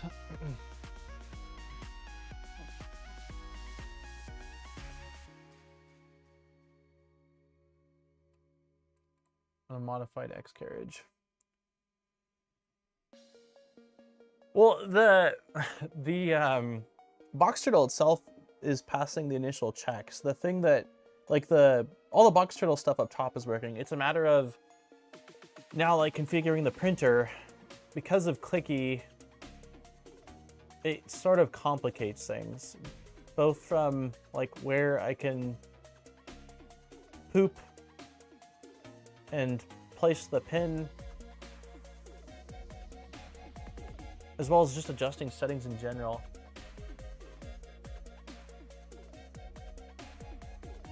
Happy to help you, walk you through this when you have time if you want. I appreciate that, man. I probably will end up taking you up on that offline. Yeah, I mean, clicky's worked well for me, but this changes things. It just changes things. Yeah. PZ Pro is my vote. Mount the box turtle on the positron. Dear God. Why not just sideline this and do purge tower for now?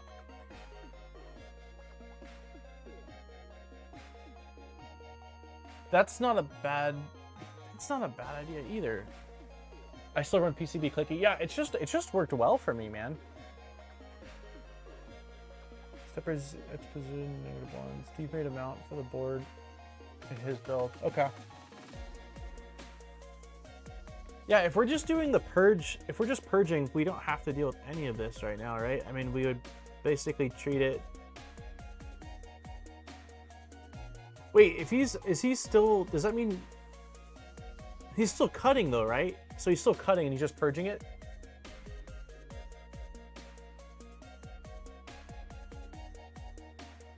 Or is he tip forming? I wouldn't think he'd be tip forming. Okay, he's still cutting. Yeah, because I was going to say tip forming seems like, man, it just doesn't seem fun to me to go down that route. Okay, so if we are not going to be cutting right now or kicking, then basically I'm going to just disable, right? The instructions said, and so much stuff going through my mind right now regarding this, and let's see. AFC will perform the following macros. Uncommon variable. The AFC variable is park.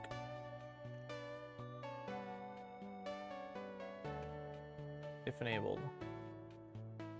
Where did it say? If you choose not to enable a macro, the command will show and have configuration. Park macros is enabled or disabled by setting the park variable in AFC config. Okay, so AFC config is where these are. AFC config.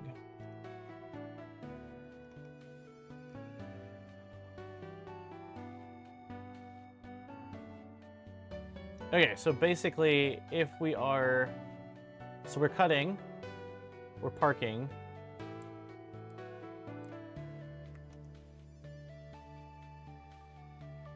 Uncommented or just change the variable to false?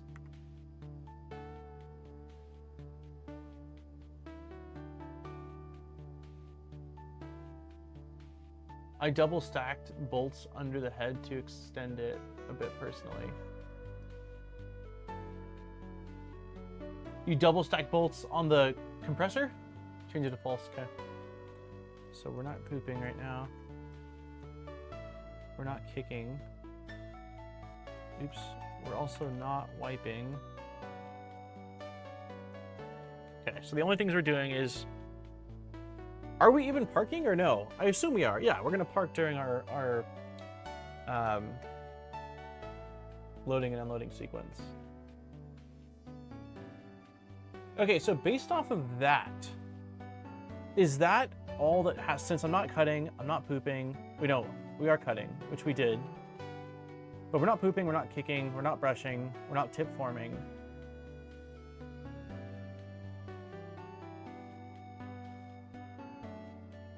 We can move on to, like, calibration would be the next step.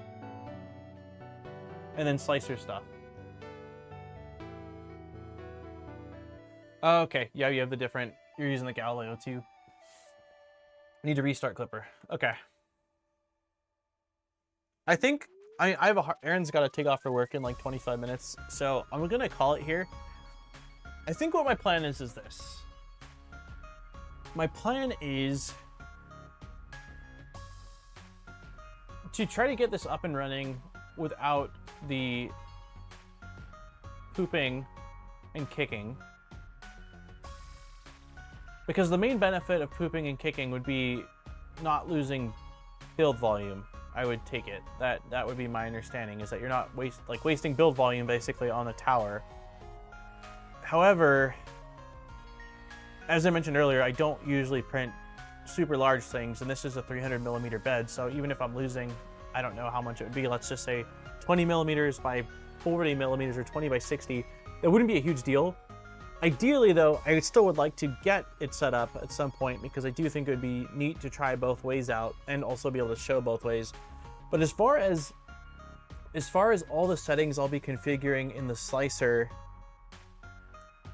I don't think much would change when I finally go over to the pooping and kicking, other than obviously I won't be running a prime tower. But the purge distance between colors would still be the same. So that's the main thing, right? Like the main differences are when I'm ready for pooping and kicking, it's just a matter of adjusting macros. And then when I'm ready for, and disabling the prime tower. Does that sound right? Leverage the Armored Turtle help support system. Okay, sounds good. Calibration be around next, actually pretty fast. Biggest issue with Purge Tower is the amount of... Wait. Why would a purge tower have more waste? I'm like, no, I'm just, so if we're cutting with a purge tower and we're cutting without a purge tower, you're cutting at the exact same spots. You still have to purge the same amount to clear out or flush out the system to get your next color started. So why would the purge tower, is it because of the purge tower, because of the stability it's needed to build it up, it's always going to take more in order for it to not topple over? I'm like, I wouldn't think, like tip forming versus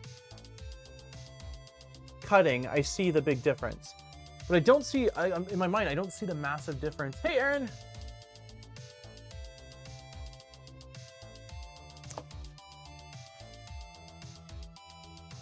If you're printing something big enough to lose build volume with a tower, you could be purging to infill.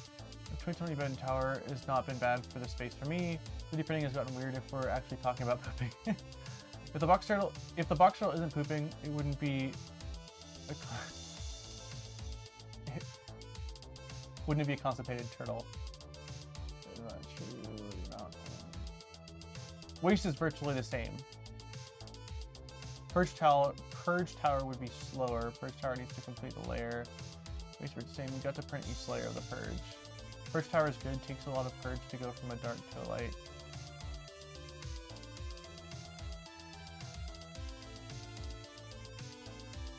I would think mostly stability. Stability I could see, because I have used purge towers in the past with IDEX printers primarily. Over like years and years ago when I was working at Matter Hackers, we sold like 4 of them. And there was definitely scenarios where when it was purging, I think even on the Ultimaker printer that used the nozzle rocking system, it had the purge tower, where obviously the taller you go, the less stable it becomes. And so you either can go bigger, which does mean more waste, or there's a chance that if you have an adhesion problem and your tower falls over, then you get strings everywhere. So I could see there's certainly more elements of complication versus a good like purge and kick system. So, but yeah, I think for now, for just the sake of getting this up and running some test prints, I'm going to leave it as using a prime tower. And then that'll give me some time to really chew on what I want to do regarding the probe conversion, whether I want to leave it, whether I want to go to like a beacon setup, or whether I want to go with the easy probe. I think that's the play. I think that's the call versus trying to make a rash decision and then kicking myself about it later on. So that's what we'll do. Tower's as tall as the print, even if only a few color changes. That's a good point. That is a good point. Yeah, Mark, you nailed it. So if you're printing something that's, let's just call it 200 layers tall, but your only color swaps are like at the very top on the face of something, or, you know, like a, I don't know, some kind of text that you're doing on it, then it still has to print a purge tower for every single layer because it needs sort of that scaffolding essentially to build up off of. Well, if you're pooping, it's going to be quicker because it's just going to print every single layer, and then when it finally gets to that point, it's just going to kick it off to the side. That makes a lot of sense. So there is definitely a benefit in that regard, depending on the model and the painting. Yeah, that makes a lot of sense. New tower algorithm mean that's not needed. Wait, what? Poop and kick should waste less filament. Yeah, as like if we're taking, it's situational. It is definitely situational, but if we're taking like all sorts of variations of models and colors and stuff like that, I would say that's a fair statement to make, that pooping and kicking should waste less material. The argument is how much, and that's really depends on what you're printing and who's printing what. But yeah, okay. Cool. Well, I think we'll call it here. I, as always, hoped we'd be further along, but you know, it's me. We talk, things happen. But really, I'm stoked. Like, even if we're not printing right this second, I'm so happy that this appears to be working. The switches are working, it's loading, the lights are working, the buffer's working. Like, that is a beautiful thing. So these are small details in the grand scheme of things, and I will yeah, do the tuning. I don't know if I'll be able to do it tonight just because I need to edit my heart out. I've got a pretty big video that I'm trying to get done for Saturday, but I will absolutely have this thing printing by the time we do the next stream on it, which will probably be 2 weeks from today, based off of my current current thought process. And it'll very likely still be at that point, just using the purge tower, and I'll kind of show how that's been working. And I think that'll be cool, because long term I would like to do a video on Box Turtle and being able to kind of explain, and you maybe even have some footage of showing, like, here's the purge method, and here's maybe why you might want to do it. Well, simplicity is one of them, right? Because you're not having to worry about, I would think that the nozzle wiping is probably more important for that method versus the tower method, as well as considering things like clicky. So you can also do both. You mean have the, what do you mean? Like have it set up so it's capable of doing both, or doing both in one print? I'm trying to figure out setup. If having it set up for both, I can understand, so that way you can swap back and forth depending on what you're doing. But having it do both in a print, I don't understand.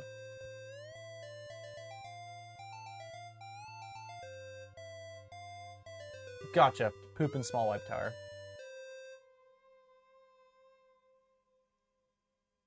Hey GS. Okay, yeah, I'm gonna call it. It's Jack's birthday. Thank you everybody. Thank you everybody for hanging out, and to Box Turtle team and anyone that's built one in the community that's just helped, and even people that haven't, that were helping point things out.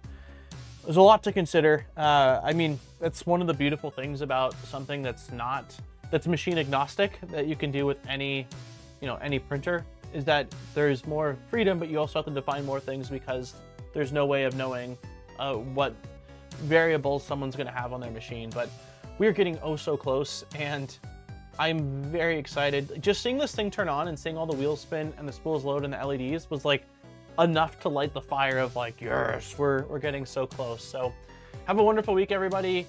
And oh, Sunday, if you're not already going to watch Steve Build's channel, you absolutely should. But Steve and I are starting the Tic Tac build, so I've got to get all this cleaned up, and we will be starting with that on Sunday. So yeah, I'm gonna go eat my very cold Chick-fil-A, and I will talk to you all later. Thank you everyone also there was a lot of people that gifted memberships, became members, and donated today, so I appreciate all of you, and have a wonderful rest of your day.